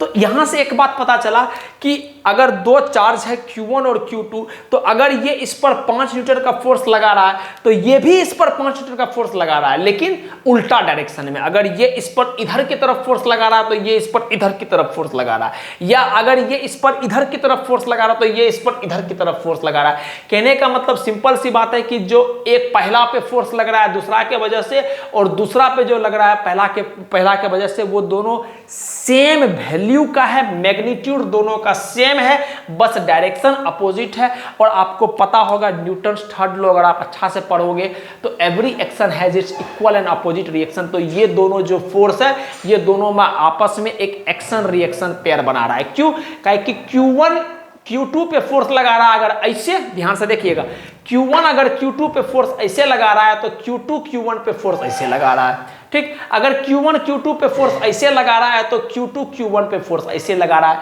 तो दोनों अलग अलग बॉडी में लग रहा है। ध्यान से सुनिएगा मेरा बात को, क्या कि दोनों अलग अलग बॉडी में लग रहा है कि अगर हम इसके वजह से ये फोर्स को एक्शन बोल रहे हैं तो इसके वजह से ये फोर्स जो है ये रिएक्शन है। बात समझ में आ गया? या इसके वजह से इस फोर्स को अगर हम एक्शन बोल रहे हैं तो इसके वजह से ये फोर्स क्या है, रिएक्शन है। तो पहला बात तो एक्शन रिएक्शन पेयर बना रहा है, दूसरा बात क्या है कि मैग्नीट्यूड सेम है, तीसरा बात क्या है कि डायरेक्शन अपोजिट है। तो पूरा का पूरा बात है जो न्यूटन्स थर्ड लॉ को फॉलो कर रहा है। तो इसका मतलब एक बहुत स्पेशल बात हमको समझ में आ गया, क्या कि Coulomb's law agrees to Newton's third law. ठीक, कूलम्ब्स लॉ जो है न्यूटन थर्ड लॉ को एकदम एग्री करता है, एकदम इस बात को मानता है। तो एक एक बात हम जितना बोले हैं हम उम्मीद करते हैं और हमको पता है कि आपको 100% समझ में आया होगा। बात समझ में आ गया? कूलम्ब्स लॉ जो है न्यूटन थर्ड लॉ को वैल्यू एग्री करता है। इस वजह से अगर ये 5 आई कैप आया तो ये माइनस का 5 आई कैप आ जाएगा, अगर ये माइनस का 5 आई कैप आया तो ये 5 आई कैप आ जाएगा। डायरेक्शन उल्टा होगा, खत्म बात। अगर ये इस पर इधर की तरफ फोर्स लगा रहा है तो ये इस पर उधर की तरफ फोर्स लगा रहा होगा। अगर ये पूरब है तो ये पश्चिम चलेगा, खत्म बात। अगर ये इस पर इधर की तरफ फोर्स लगा रहा है तो ये इस पर इधर की तरफ फोर्स लगाएगा। मेरा बात समझ पा रहे? ये इस पर अगर इधर की तरफ फोर्स लगा रहा तो ये इस पर इधर की तरफ फोर्स लगाएगा, या ये इस पर अगर इधर की तरफ फोर्स लगा रहा तो ये इस पर इधर की तरफ फोर्स लगाएगा। That's it. और मैग्नीट्यूड क्या होगा, दोनों का सेम होगा। तो एक निकालेंगे, दूसरा डायरेक्टली माइनस लगा के आंसर लिखेंगे, खत्म बात, और कुछ नहीं करना है। ठीक, तो यहां पर जो कूलम्ब्स लॉ था और वेक्टर फॉर्म में था वो पूरा रूप से खत्म हो, मतलब थ्योरेटिकली कूलम्ब्स लॉ पूरा रूप से खत्म हो गया और कुछ इसमें बताने का है नहीं। अब जो है अगला क्या, इसी लेक्चर में हम लोग कंटिन्यू करेंगे और आपको सवाल मिलेगा। ठीक, तो फिलहाल आप इसको नोट डाउन कर लीजिए, फिर हम लोग क्वेश्चंस लेके आगे बढ़ते हैं।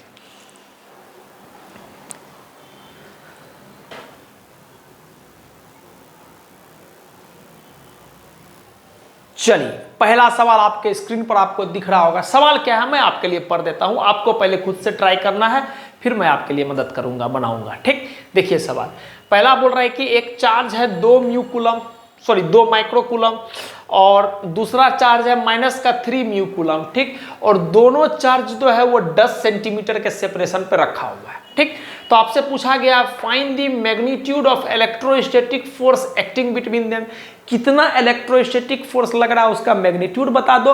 और आपसे पूछ रहा है कि एंड आल्सो इट्स नेचर, किस तरह का इलेक्ट्रोस्टैटिक फोर्स लग रहा है, क्या आपस में दोनों इलेक्ट्रोस्टैटिक फोर्स रिपल्सिव नेचर का है या इलेक्ट्रोस्टैटिक फोर्स क्या है, अट्रैक्टिव नेचर का है। स्पष्टता के सवाल आपको दिया हुआ है कि 1 माइक्रो कूलम को अगर आप कूलम में कन्वर्ट करना चाहते हैं तो आपको कुछ नहीं करना है, 10⁻³ से मल्टीप्लाई कर देना है। अगर म्यू कूलम को आप कूलम में कन्वर्ट करना चाहते हो, अगर आपको आवश्यकता पड़ रहा है तो आप 10⁻⁻6 से आपको मल्टीप्लाई कर देना। प्लीज एक बार आप ट्राई करें, फिर जाके मैं आपके लिए अटेम्प्ट करूंगा सवाल को। आप पूरा आंसर निकाले, एकदम कहीं भी कामचोरी ना करें, स्पष्टता से पूरा आंसर निकाले। आप पॉज करके आप एक बार ट्राई करें प्लीज।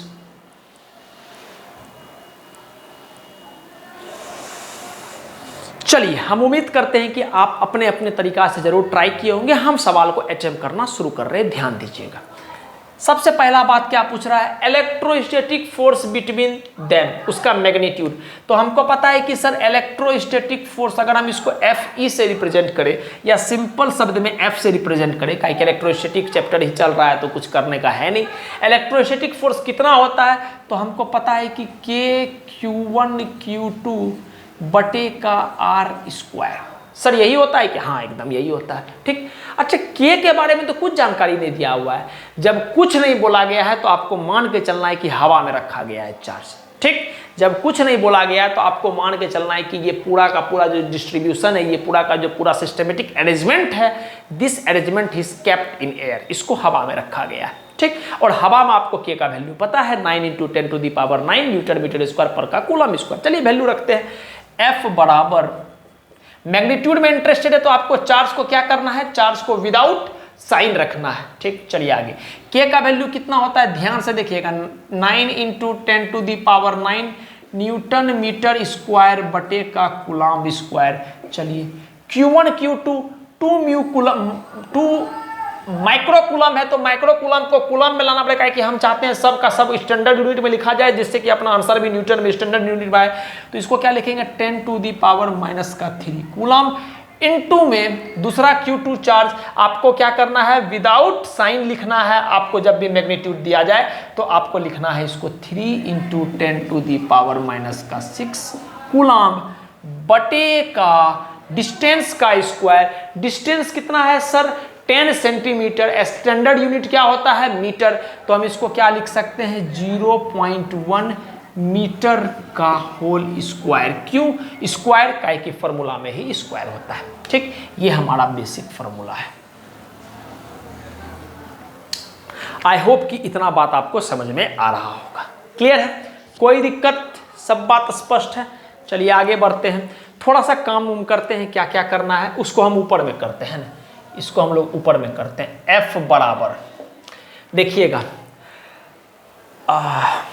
9 × 10⁻⁹ सबको लिखते हैं 9 × 10⁻⁹ न्यूटन मीटर स्क्वायर बटे का कूलम स्क्वायर इनटू में 2 × 3 6 × 10⁻³ × 10⁻⁻6 तो 10⁻⁻⁹ और कूलम स्क्वायर बटे का। एक एक बात आपको समझ में आना चाहिए, इंक्लूडिंग कैलकुलेशंस भी हम क्या कर रहे हैं।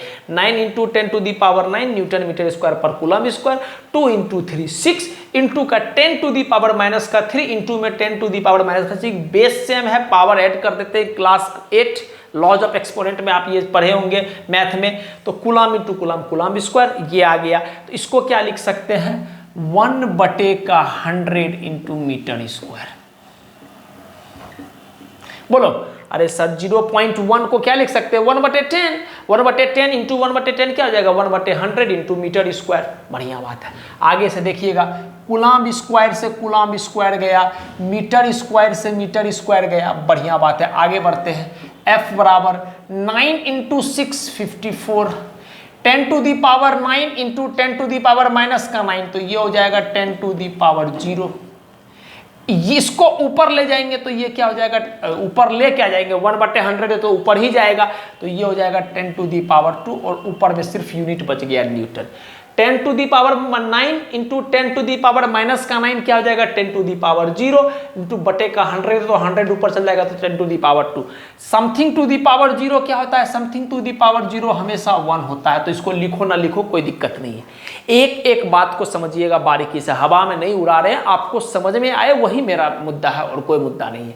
54 इंटू 10⁻0 इस 10⁻0 क्या होता है 1, तो ये हो गया 54 इंटू 10⁻2। तो फोर्स जो हमारा आ गया वो आ गया 54, 2 को 0 5400 न्यूटन। ये हमारा फाइनल आंसर आ गया। बात समझ में अगर आपको पता है कि जहां अपना फाइनल आंसर आता है, खास करके मेरा, हम उसको एरो से मार्क करते हैं। आप भी अगर कल के दिन बोर्ड का एग्जाम देने की मूड में है और आप देंगे, बोर्ड का एग्जाम देना ही पड़ेगा आपको, तो आपको अपना आंसर को रिप्रेजेंट करने का एक तरीका होना चाहिए, जैसे कि एग्जामिनर का डायरेक्ट नजर आपके पड़े या बॉक्स से घेर दो या जो आपको आदत हो वो आप करो।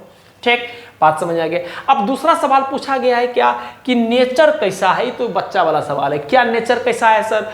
एक चार्ज पॉजिटिव है, दूसरा चार्ज निगेटिव है, तो इलेक्ट्रोस्टैटिक फोर्स कैसा होगा, ये इस पर इधर की तरफ फोर्स लगा रहा होगा और ये इस पर इधर की तरफ फोर्स लगा रहा होगा। तो देख के मेरा बच्चा बोल सकता है क्या कि सर दोनों अपोजिट नेचर का चार्ज है, तो हम क्या बोलेंगे फोर्स इज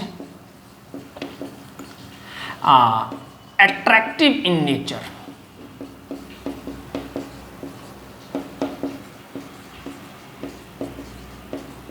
चलिए, ये सवाल था हमारा पहला जो पूरा रूप से खत्म हुआ। आगे बढ़ते हैं, आप जिन बच्चा से नहीं हुआ आप इसको नोट डाउन करें, फिर हम लोग अगले सवाल की ओर जंप करते हैं।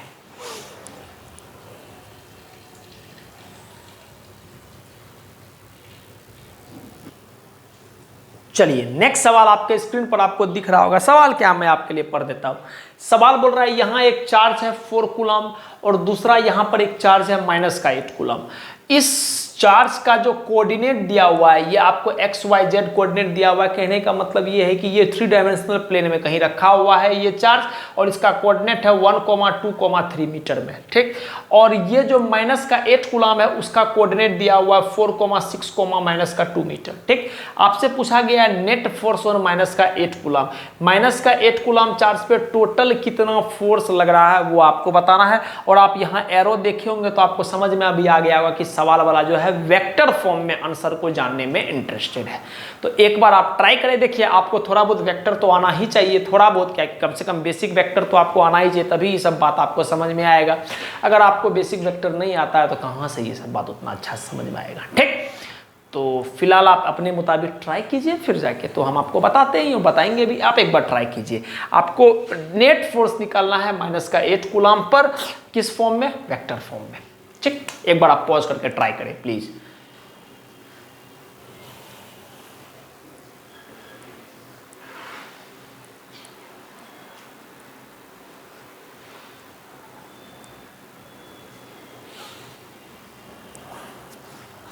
चलिए, हम उम्मीद करते हैं कि आप अपने अपने मुताबिक सवाल को जरूर ट्राई किए होंगे। अब देखिए हम कैसे सवाल को ट्राई करते हैं, आप देखिएगा, समझिएगा बात को।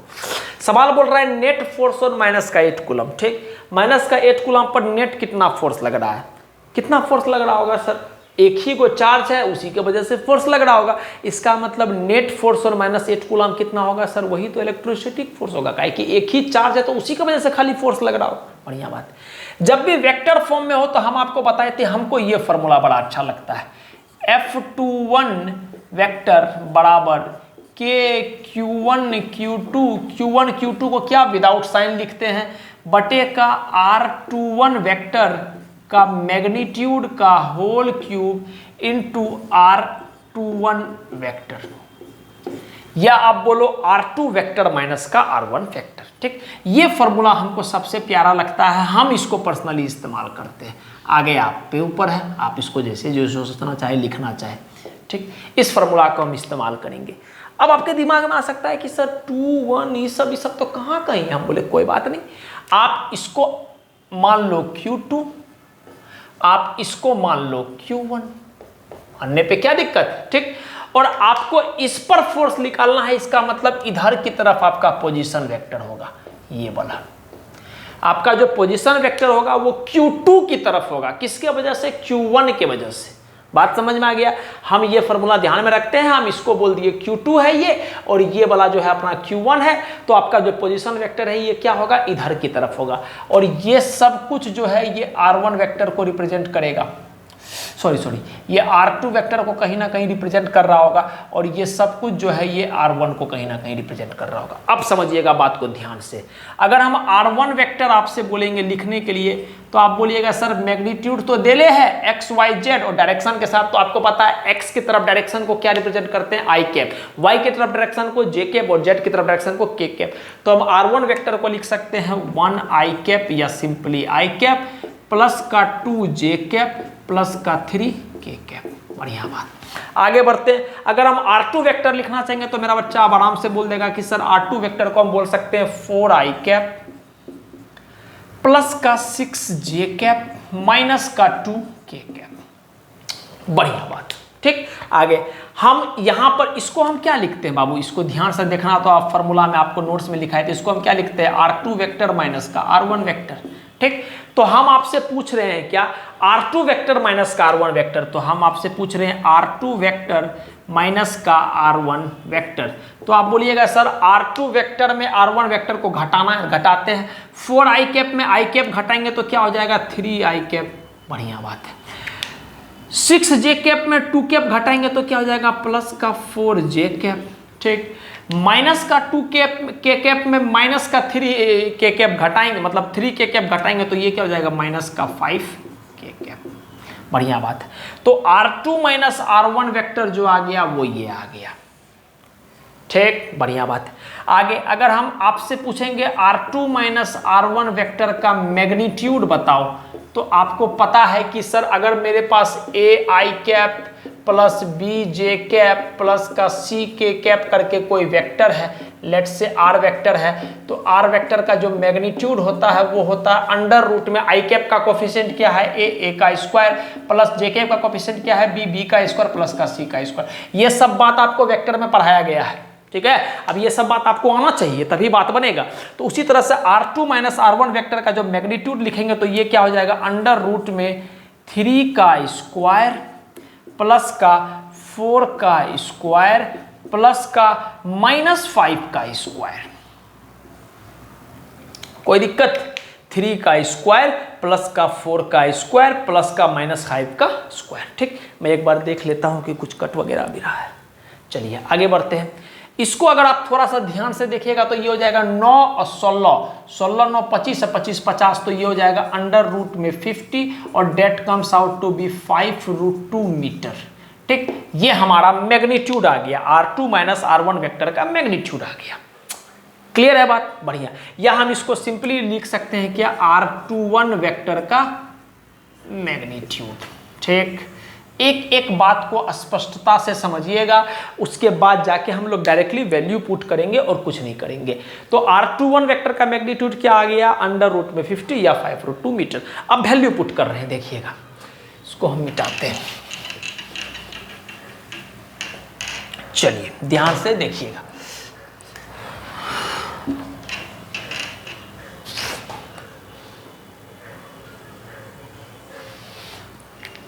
F21 या फिर हम बोल सकते हैं F नेट किस पर ऑन -8 कूलाम।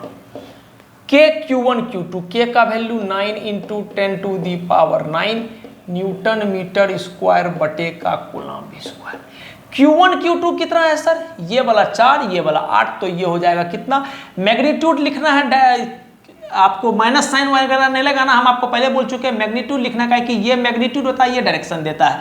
तो क्या हो जाएगा 4 × 8 × कूलम का स्क्वायर इंटू R21 वेक्टर अभी निकाले हैं। R21 वेक्टर कितना है? R21 vector 3i cap plus 4j cap minus का 5k कैप।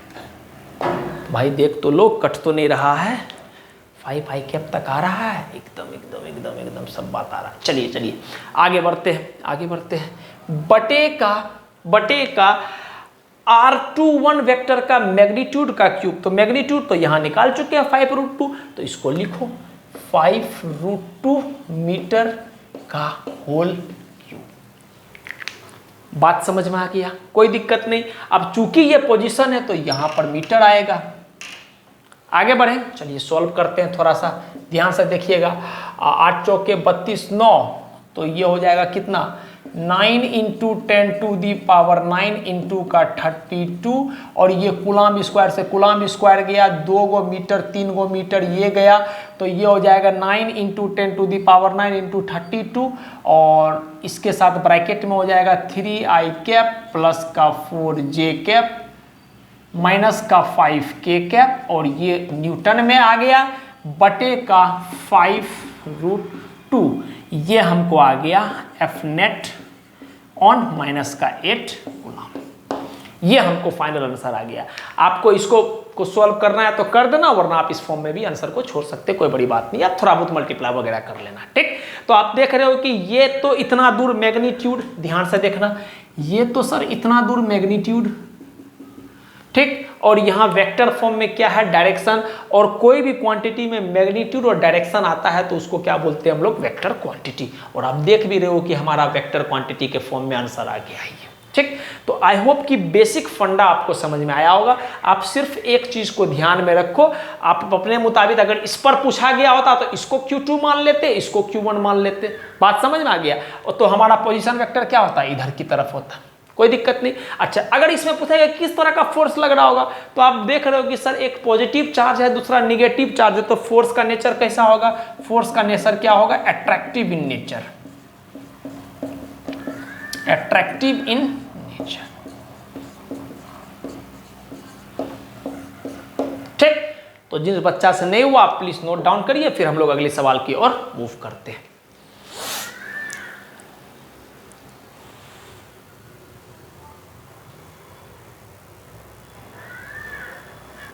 चलिए अगला सवाल आपके स्क्रीन पर दिख रहा होगा। सवाल क्या मैं आपके लिए पढ़ देता हूं। आपसे पूछा गया find the minimum electrostatic force between two charge particle. अब चार्ज कितना है ये नहीं बताया गया है, लेकिन बोल रहा है कि अगर दो चार्ज पार्टिकल को हम 1 मीटर के दूरी पर हवा में रख देते हैं, एयर में रख देते हैं, तो कम से कम कितना फोर्स लग सकता है, मिनिमम फोर्स कितना लग सकता है, ये आपको बताना है। ये सवाल IIT JEE के सब्जेक्टिव में आया हुआ है, बस एक कॉन्सेप्चुअलिटी के लिए बताना चाह रहे हैं। आप एक बार सोचिए, फिर जाके हम आपको ये सवाल बताएंगे। बहुत आसान है, अगर आप सोच पाते हैं तो, नहीं सोच पाते हैं तो नो डाउट आपके लिए कठिन ही लगेगा ये सवाल। एक बार आप ट्राई कीजिए, फिर जाके हम आपके लिए इस सवाल को अटेम्प्ट करते हैं।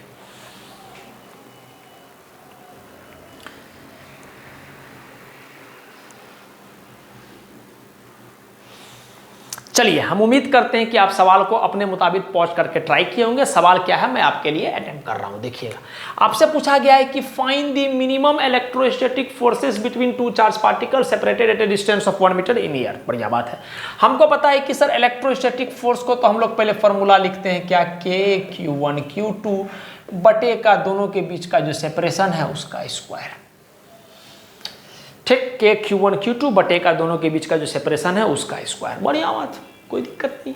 आगे बढ़ते हैं। हवा में है तो K का वैल्यू तो हमको पता है, F बराबर K मतलब 9 × 10⁹ न्यूटन मीटर स्क्वायर बटे का coulomb square into Q1 Q2। आगे देखेंगे, अभी हमको पहले डिस्टेंस पता है, तो 1 मीटर है तो 1 मीटर का स्क्वायर।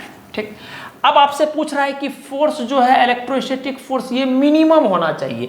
तो अगर इलेक्ट्रोस्टैटिक फोर्स मिनिमम होना चाहिए और हमको पता है कि डिस्टेंस फिक्स है, तो इलेक्ट्रोस्टैटिक फोर्स तो directly proportional to product of charge होता है। जब आप कूलम्ब्स लॉ पढ़ाया जा रहा था तभी आपको स्टार्टिंग में बताया था क्या क्या, कि इलेक्ट्रोस्टैटिक फोर्स जो होता है वो directly proportional to product of charge है। तो इसको कम से कम होने के लिए प्रोडक्ट ऑफ चार्ज को कम से कम होना पड़ेगा, और प्रोडक्ट ऑफ चार्ज को कम से कम होने के लिए चार्ज को कम से कम होना पड़ेगा। और आपको पता है कि जो सबसे कम चार्ज किसी बॉडी पे एग्जिस्ट करता है वो कितना करता है, चार्ज ऑन 1 इलेक्ट्रॉन। अगर इतना बात आप सोच लिए तो सवाल खत्म हो गया।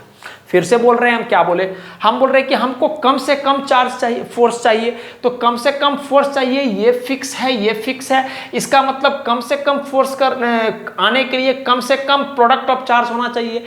कम से कम प्रोडक्ट ऑफ चार्ज होने के लिए क्या होना चाहिए, कम से कम चार्ज होना चाहिए। और कम से कम चार्ज कितना एग्जिस्ट करता है किसी एक बॉडी पे, चार्ज ऑन 1 इलेक्ट्रॉन। इसका मतलब ये हो गया कि F मिनिमम के लिए चार्ज ऑन 1 इलेक्ट्रॉन होना चाहिए।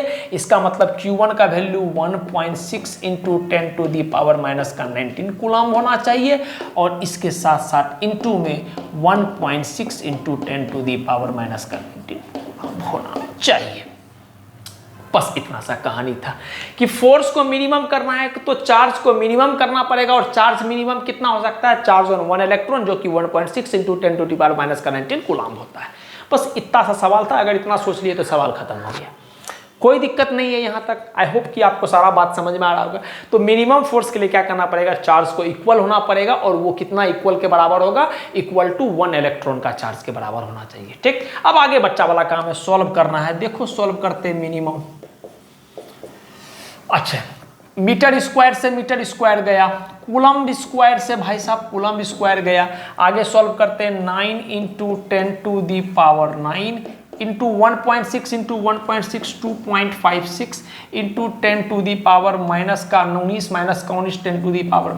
10⁻⁻38 बटे का कुछ नहीं तो 1, और ये तो न्यूटन, काहे कि बचा ही ऊपर में न्यूटन। ठीक, अब इसको अगर आप मल्टीप्लाई करोगे तो F मिनिमम कितना आएगा देखना, 2.56 × 9 6 54 5 9 5 45 5 50 का 0 हासिल 18 23.04 इंटू 10⁻⁻9 इंटू 10⁻9 इंटू 10⁻38, तो ये हो जाएगा 10⁻29 न्यूटन। नीचे में तो 1 है। ठीक, तो चाहे आप इस वैल्यू को ऐसे छोड़ दो, या आप चाहोगे तो पॉइंट को उठा करके ऊपर ले जा सकते हो। तो F मिनिमम का वैल्यू यहाँ से कितना आ गया, 2304 इंटू 10⁻31 न्यूटन। तो ये हमारा वैल्यू आ गया। ठीक, पॉइंट को नीचे किया, ऊपर चल गया 10⁻31। ठीक, ठीक। तो इस तरह से हम लोग सोच सकते हैं। कॉन्सेप्ट इतना था, आंसर में इंटरेस्टेड नहीं है, कॉन्सेप्ट इतना था कि अगर हमको फोर्स को मिनिमम करना पड़ेगा तो चार्ज को मिनिमम होना पड़ेगा, और किसी भी बॉडी पे मिनिमम चार्ज जो एग्जिस्ट करता है, प्रॉपर्टीज ऑफ चार्ज में भी आपको बताया, वो charge on one electron exist करता है। ठीक, तो ये आपका मुद्दा था। आप इसको सॉल्व कीजिए, फिर जाके 2 सवाल और अभी करेंगे जो जेईई मेंस में आया हुआ है, वो सवाल को करेंगे। हमको ईस्वी नहीं पता कौन सा ईस्वी में आया, लेकिन जेईई मेंस में सवाल आया हुआ है। ठीक, तो आप पहले इसको नोट कीजिए, फिर आगे हम लोग सवाल की ओर अटेम्प्ट करते हैं।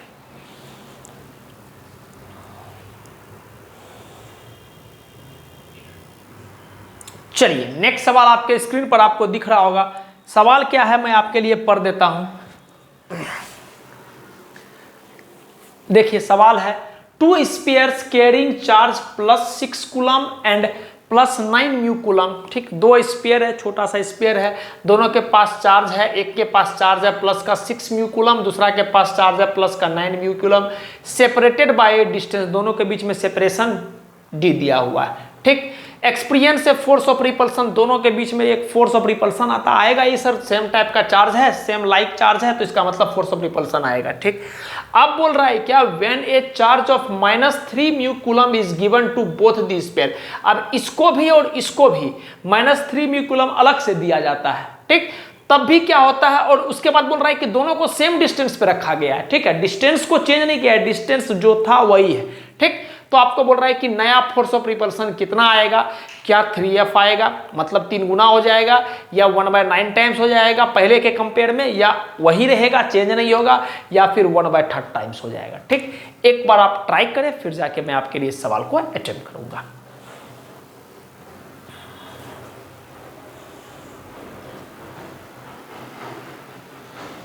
चलिए, हम उम्मीद करते हैं कि आप सवाल को अपने अपने मुताबिक ट्राई किए होंगे। पॉज करके सवाल को अटेम्प्ट करना मैं शुरू कर रहा हूं, ध्यान से सुनिए और समझिएगा। सवाल बोल रहा है कि 2 स्फीयर है, दोनों के बीच का चार्ज इतना इतना है, और दोनों को डी, हम 2 केस बना लेते हैं ना, इनिशियली और फाइनली। इनिशियली, और यहां पर हम बना लेते हैं फाइनली। ठीक, दोनों सिचुएशन। ठीक, आगे बोल रहा है कि कितना डिस्टेंस पे रखा गया है, डिस्टेंस डी है, बढ़िया बात है। ठीक, उसके बाद बोल रहा है सेम रिपल्सन फलाना, इतना चार्ज दिया गया है दोनों को, और केप्ट एट सेम डिस्टेंस।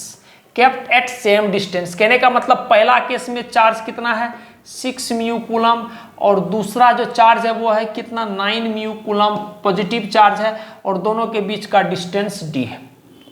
बढ़िया बात है। दूसरा केस में क्या कर रहा है कि यहां पर जो 6 म्यू कूलम चार्ज था बाबू, 6 म्यू कूलम चार्ज को -3 म्यू कूलम चार्ज आप दिए हैं, तो 6 में से 3 और दिए हैं, 3 नहीं दिए, -3 दिए हैं, तो ओवरऑल कितना हो गया, 6 माइनस का 3, that comes out to be 3 mu coulomb. आगे बढ़ते हैं, डिस्टेंस वही है तो डी रखो। नेक्स्ट, समझ पा रहे हैं बात को। 6 म्यू कूलम चार्ज जो था, इसको आप -3 म्यू कूलम चार्ज दिए हो, तो हम आपको बताए थे कि चार्ज एक स्केलर क्वांटिटी है, चार्ज को हम लोग स्केलर फॉर्म में जोड़ सकते हैं। कहने का मतलब 6 में से अगर आप -3 जोड़ोगे तो answer comes out to be 3, that's it. वही चीज का यहां इस्तेमाल कर लिया गया है। 6 म्यू कूलम में -3 म्यू कूलम चार्ज दिया गया, देखिए दोनों को दिया गया, बोथ दी स्फीयर।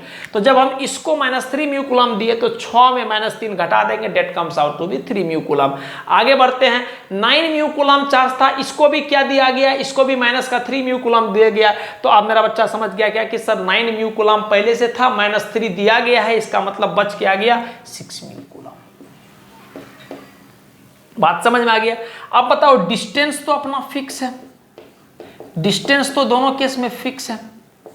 तो डिस्टेंस अगर दोनों केस में फिक्स है तो हम अकॉर्डिंग टू कूलम्स लॉ बोल सकते हैं कि force is directly proportional to product of charge. बोलो बोलो, आप डिस्टेंस भी रख के करोगे तो डिस्टेंस कट जाएगा, काहे कि डिस्टेंस तो फिक्स है। और हमको कूलम्स लॉ में पता चलता है कि सर फोर्स जो होता है, इलेक्ट्रोस्टैटिक फोर्स बिटवीन देम, वो directly proportional to product of charge होता है, और inversely proportional to square of distance between them है। लेकिन दोनों केस में डिस्टेंस फिक्स है, इसका मतलब डायरेक्टली बोल सकते हैं कि force will be directly proportional to product of charge, और force will be directly proportional to product of charge, that's it. चलिए आगे बढ़ते हैं, ध्यान से सुनिएगा मेरी बात को, क्या हम बोलना चाह रहे हैं। क्या दोनों पॉजिटिव चार्ज है, बिल्कुल, तो आपस में किस तरह का फोर्स होगा, रिपल्सिव। क्या दोनों पॉजिटिव चार्ज है, बिल्कुल, तो आपस में किस तरह का फोर्स होगा, रिपल्सिव। और आपसे पूछा भी गया है कि the new force of repulsive, ठीक, बढ़िया बात है। इसको हम F बोल रहे हैं, इसमें फोर्स F1 बोल रहे हैं। देखिएगा F बटे का F1 बराबर F कितना है जो पहले से दिया गया है, repulsive force directly proportional to product of charge. तो प्रोडक्ट ऑफ चार्ज कितना है 6 × 9 बटे का F क्या है, directly proportional to product of charge. तो इस केस में प्रोडक्ट ऑफ चार्ज कितना होगा 6 × 9। चलिए इस सिचुएशन का हम फोर्स को F1 बोल रहे हैं, जो हमको निकालना है कि नया फोर्स कितना हो रहा है F टाइम्स में।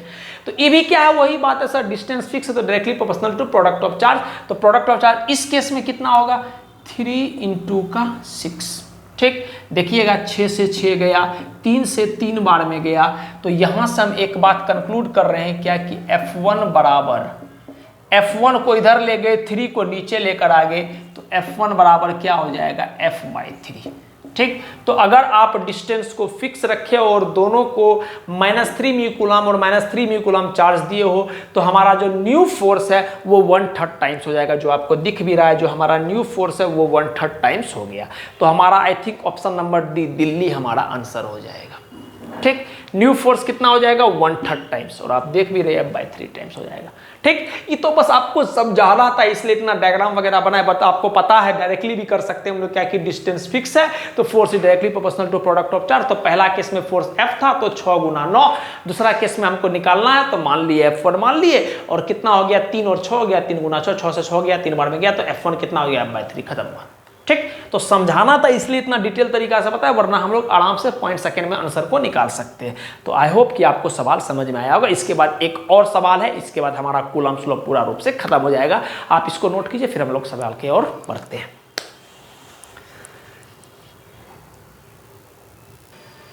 चलिए नेक्स्ट सवाल आपके स्क्रीन पर आपको दिख रहा होगा। सवाल क्या है मैं आपके लिए पढ़ देता हूं। सवाल बोला जा रहा है क्या, A charge Q is divided into 2 parts, small q and q minus का small q. If the Coulomb repulsion का मतलब है कि वही repulsive force between them when they are separated is to be maximum। जब उसको कुछ दूरी पर सेपरेट कर दिया जाता है, कहने का मतलब फिक्स डिस्टेंस पर रख दिया जाता है, तो हम चाहते हैं कि दोनों के बीच का जो कोलम्बिक रिपल्सन है या फिर बोल सकते हो इलेक्ट्रोस्टैटिक फोर्स है वो मैक्सिमम होना चाहिए। तो उसके लिए कैपिटल Q बटे का स्मॉल q का रेशियो क्या होगा। पहला ऑप्शन 2 दिया हुआ है, दूसरा ऑप्शन 1/2 दिया हुआ है, तीसरा ऑप्शन 4 दिया हुआ है एंड चौथा ऑप्शन 1/4 दिया हुआ है। प्लीज एक बार आप पॉज करके ट्राई करें, फिर जाके मैं आपके लिए इस सवाल को अटेम्प्ट करूंगा।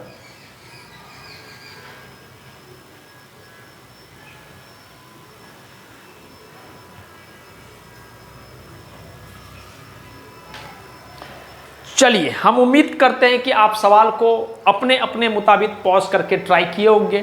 हम सवाल को अटेम्प्ट करने जा रहे हैं। कॉन्सेप्चुअलिटी का सवाल है, कॉन्सेप्ट आपके पास क्लियर होना चाहिए तभी जाके आप सवाल को कर पाओगे, है ना। अगर आपको मैक्सिमा मिनिमा का कॉन्सेप्ट नहीं आता है तो आई डोंट थिंक कि आप सवाल को अटेम्प्ट भी कर पाओगे। खैर कोई बात नहीं, आप देखो ट्राई करो। चलिए हम सवाल को अटेम्प्ट कर रहा जा रहे हैं। देखिएगा ध्यान से क्या सिचुएशन है। आपको बोल रहा है कि एक चार्ज Q था, उसको डिवाइड कर दिया गया है 2 हिस्सा में। ठीक, स्मॉल Q, और अब कितना स्मॉल Q ये तो वेरिएबल है, 5, 2 किस तरह से डिवाइड किया नहीं पता, लेकिन ये बात बोल रहा है कि उस Q को 2 हिस्सा में डिवाइड कर दिया गया। एक को Q बना दिया गया है, दूसरा को Q माइनस का Q बना दिया गया है। ठीक, और दोनों को कुछ डिस्टेंस पे रख दिया गया है। लेट्स से डिस्टेंस D है, जो कि सवाल वाला स्पष्ट बोल दिया है कि डिस्टेंस पे रख दिया गया है। इसका मतलब वो डिस्टेंस को फिक्स रख दिया गया, मतलब हम चार्ज को अंदर बाहर नहीं कर रहे, चार्ज ऐसे रखा हुआ है। अब हम चाहते हैं कि यहाँ पर जो इलेक्ट्रोस्टैटिक फोर्स ऑफ रिपल्सन हो वो मैक्सिमम हो। ये पॉइंट बहुत इंपॉर्टेंट है कि हम चाहते हैं कि फोर्स मैक्सिमम हो। कहने का मतलब अगर हम आपसे पूछेंगे फोर्स कितना होगा तो कुछ नहीं बोला है तो एयर में रखा गया है, कितना होगा K Q1 Q2 बटे का R²। R क्या है यहाँ पर D²। ठीक, हम चाहते हैं कि फोर्स अपना मैक्सिमम हो। सवाल वाला भी यही बात बोल रहा है कि अगर आपका फोर्स मैक्सिमम लग रहा है तो कैपिटल Q बटे का स्मॉल q का रेशियो क्या होगा। हम चाहते हैं फोर्स मैक्सिमम हो। आप हमको बताओ, अगर फोर्स मैक्सिमम, जैसे मान लेते हैं y कोई एक फंक्शन है एफ ऑफ एक्स का। ये सब बात हम आपको पहले पढ़ा चुके हैं, बट हम आपको रिवाइज करा देते हैं कि चीज यहाँ लिखा हुआ है। तो अगर हम चाहते हैं कि y एक कोई फंक्शन है x का, जैसे यहाँ पर फोर्स जो है वो फंक्शन है q का, q को डिवाइड करके, ये तो फिक्स है, कांस्टेंट है, ये कांस्टेंट है, तो डिवाइड किसको किया गया, स्मॉल q का फंक्शन है, ठीक, q। अच्छा आगे, अगर ये इसका फंक्शन है तो इसको हम y को मैक्सिमम करना चाहते हैं, y को मैक्सिमम करना चाहते हैं तो इसके लिए जरूरी है कि dy बाय डी जीरो, मतलब पहला डिफरेंशिएशन जो होगा x के रिस्पेक्ट में वो जीरो होना चाहिए, और सेकेंड डिफरेंशिएशन जो होता है डी स्क्वायर एक्स बटे का D x square less than zero होना चाहिए। यही तो मैक्सिमा का कॉन्सेप्ट था। बात समझ में आ गया कि अगर आपके पास y as a function of x है तो पहला डिफरेंशिएशन जीरो होना चाहिए और दूसरा डिफरेंशिएशन जो होता है लेस देन जीरो होना चाहिए। अगर ऐसा मिल जाएगा तो आपका काम हो जाएगा। ठीक, चलिए करते हैं। कहने का मतलब हम फोर्स को मैक्सिमम करना चाहते हैं फॉर एफ मैक्स, क्या करना पड़ेगा सर, हमको D F by D Q को पहले जीरो करना पड़ेगा, D F by D Q को जीरो करना पड़ेगा। ठीक, बढ़िया बात है। हम डिफ्रेंशिएट करते हैं इसको, देखो k और d तो कांस्टेंट है तो k बटे का डी स्क्वायर को तो बाहर निकाल लो। अच्छा, इसका डिफ्रेंशिएशन करना चाहते हैं q इंटू क्यू माइनस का क्यू स्क्वायर, इसका हम डिफ्रेंशिएशन करना चाहते हैं बटे का डी क्यू। ठीक है, D F by D Q को हमको जीरो के बराबर लाना है। ठीक है, बढ़िया बात है। देखते हैं डी एफ क्या है, यहाँ एफ ये है। ठीक, तो डी ऑफ एफ, एफ क्या है ये चीज। ठीक, तो के डी स्क्वायर कॉन्स्टेंट है, बाहर निकाल लिए, इसको इससे मल्टीप्लाई किए तो के क्यू, ठीक, क्यू इंटू क्यू, और इसको इससे मल्टीप्लाई किए तो माइनस का क्यू स्क्वायर बटे का डी क्यू। थोड़ा सा और सॉल्व करेंगे तो ये कितना आ जाएगा हमको देखिएगा, के बटे का डी स्क्वायर इंटू इसका डिफरेंशिएशन क्यू के रिस्पेक्ट में क्या होगा, कैपिटल क्यू, और इसका डिफरेंशिएशन क्या होगा, ये हो जाएगा 2q। ठीक, बात समझ में आ गया। तो D F by D Q अपने को कितना आ गया, D F by D Q आ गया अपने को के बटे का D square into Q minus का 2q। ठीक, ये हमारा पहला डिफरेंशिएशन आया। मैं एक बार देख लेता हूं कि सब कुछ स्पष्ट है बिल्कुल। ठीक, अब हमको क्या करना है, सेकेंड डिफरेंशिएशन को लेस देन जीरो लाना है। अगर second differentiation less than zero आ गया तो इसका मतलब इसको जीरो बना देंगे, और इसको जीरो बना देंगे तो हमको वैल्यू मिल जाएगा। देखते हैं, करते हैं, देखना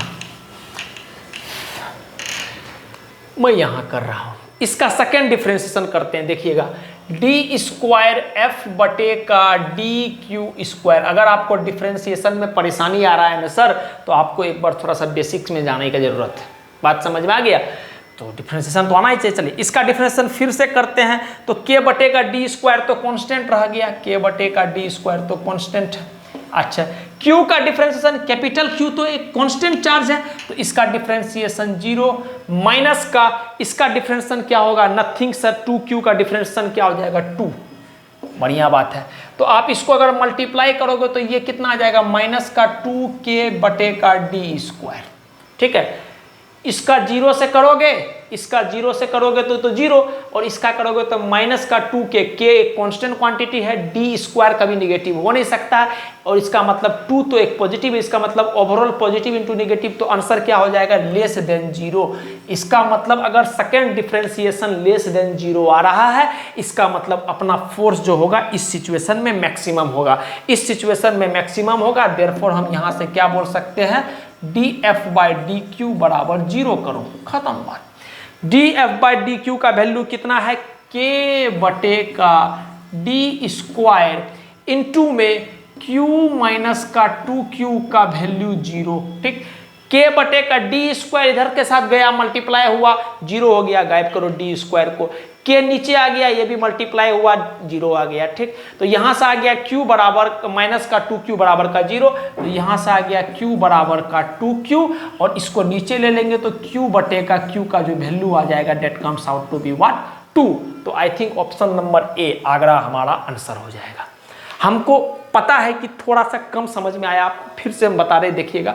हमको फोर्स को मैक्सिमम करना है, तो पहले तो हम चार्ज को जो डिवाइड किया वो लिख लिए Q, और दूसरा किस तरह से डिवीजन किया गया है Q माइनस का Q, और डिस्टेंस फिक्स है Q, कि बोल दिया are separated when they are separated, तो सेपरेटेड का मतलब रख दिया गया। अब बदला नहीं गया तो नहीं बोला गया, तो डिस्टेंस को फिक्स मान लो। ठीक, बढ़िया। तो फोर्स कितना आ गया K Q1 Q2 बटे का आर स्क्वायर, यही तो लिखते हैं फोर्स। तो K Q1 Q2 बटे का आर स्क्वायर। तो चार्ज पे सब बात वेरी कर रहा है, तो हमको पता है कि अगर हमको फोर्स को मैक्सिमम करना पड़ेगा तो फर्स्ट डिफरेंशिएशन को 0 बनाओ और दूसरा डिफरेंशिएशन को लेस देन 0 आना चाहिए। ठीक, तो पहला डिफरेंशिएशन जब किए तो df बाई डी का डिफरेंशिएशन क्या जाएगा, K बटे का डी स्क्वायर कॉन्स्टेंट है, बाहर निकाल लो। Q इंटू Q, इसका डिफरेंशिएशन क्या जाएगा, अरे बाबू अगर ये कांस्टेंट है ये अनकांस्टेंट है, मतलब 5 इंटू एक्स का डिफरेंशिएशन एक्स के रिस्पेक्ट में क्या होता है 5n होता है, तो Q इंटू Q का डिफरेंशिएशन क्या हो जाएगा, Q माइनस का Q स्क्वायर का डिफरेंशिएशन क्या हो जाएगा 2Q। आपको पता है एक्स स्क्वायर का डिफरेंशिएशन क्या होता है 2x। ठीक, सब बात आपको स्टोरी के साथ बता रहे हैं। तो माइनस का Q स्क्वायर का डिफरेंशिएशन क्या हो जाएगा माइनस का 2Q। ठीक, ये हो गया हमारा फर्स्ट डिफरेंशिएशन। अगर सेकंड डिफरेंशिएशन लेस देन 0 आएगा तो हम इसको 0 के बराबर प्रूफ कर देंगे, इसका मतलब यहां पर हमको मैक्सिमम फोर्स मिल जाएगा। सेकेंड डिफरेंशिएशन पे आते हैं, K बटे का डी स्क्वायर, तो यही है Q, कैपिटल Q एक कांस्टेंट है, कि यही चार्ज को तो तोड़ा गया है, तो इसका डिफरेंशिएशन तो 0, इसका डिफरेंशिएशन क्या हो गया -2। तो यहाँ से ओवरऑल मल्टीप्लाई करने का पता चल रहा है कि सेकंड डिफरेंशिएशन हमको लेस देन 0 है, और अगर सेकंड डिफरेंशिएशन लेस देन 0 है इसका मतलब फोर्स जो होगा यहाँ पर हमको मैक्सिमम मिल जाएगा। कब, जब हम फोर्स मैक्सिमम कब मिलेगा, जब हम फर्स्ट डिफरेंशिएशन को 0 के बराबर करेंगे। तो फर्स्ट डिफरेंशिएशन को 0 के बराबर किए तो K बटे का डी स्क्वायर तो 0 से मल्टीप्लाई होने के बाद 0 हो गया, तो Q माइनस का 2Q बराबर का 0 हो गया, Q बराबर का 2Q हो गया, Q बटे का Q पूछा गया, Q बटे का Q का आंसर आ गया। ठीक, तो कॉन्सेप्ट इसमें बस इतना ही था कि फोर्स को मैक्सिमम करना है तो फर्स्ट डिफरेंशिएशन को 0 बनाओ और सेकंड डिफरेंशिएशन को लेस देन 0 बनाओ। जिस बच्चा का डिफरेंशिएशन क्लियर है उस बच्चा को 100% ये सवाल अच्छा से समझ में आया होगा। जिसका डिफरेंशिएशन क्लियर नहीं है अच्छा तरह से उसको थोड़ा सा परेशानी आ सकता है। फिलहाल के लिए तो आप नोट डाउन कर ही लीजिए, कल के दिन अगर आप थोड़ा सा डिफरेंशिएशन का मैक्सिमा मिनिमा वाला कॉन्सेप्ट को देखिएगा, हम पढ़ाए हुए हैं आपको क्लास 11 के प्ले लिस्ट में, वहां जब आप मैक्सिमा मिनिमा का कॉन्सेप्ट को देखिएगा, हम सवाल भी कराए हुए हैं उसमें, जिससे कि आपको क्लैरिटी ज्यादा अच्छा से मेंटेन हो पाए। ठीक, तो उसको जब आप देखिएगा तो पूरा स्पष्टता आपको चीज को लेके आ जाएगा। ठीक, तो यहां पर आपका कूलम्ब्स लॉ पूरा रूप से समाप्त हो गया। अगला लेक्चर जो मिलेगा वो आपको सुपरपोजिशन प्रिंसिपल बोलिए या एनसीईआरटी में लिखा जाता है फोर्सेस बिटवीन मल्टीपल चार्जेस के बेसिस पर हम लोग लेक्चर को आगे बढ़ाएंगे। ठीक, तो फिलहाल के लिए हम यही बोलेंगे जैसा हमेशा बोलते हैं, किसी भी हाल हो कोई भी परिस्थिति हो सर, सब कुछ चलते रहता है जीवन में, you have to remain happy at any cost. ठीक, फिलहाल के लिए थैंक यू, अपना काम करते रहिए, मस्त रहिए, खुश रहिए और पढ़ाई करते रहिए। चलिए फिलहाल के लिए हम लोग आगे बढ़ते हैं।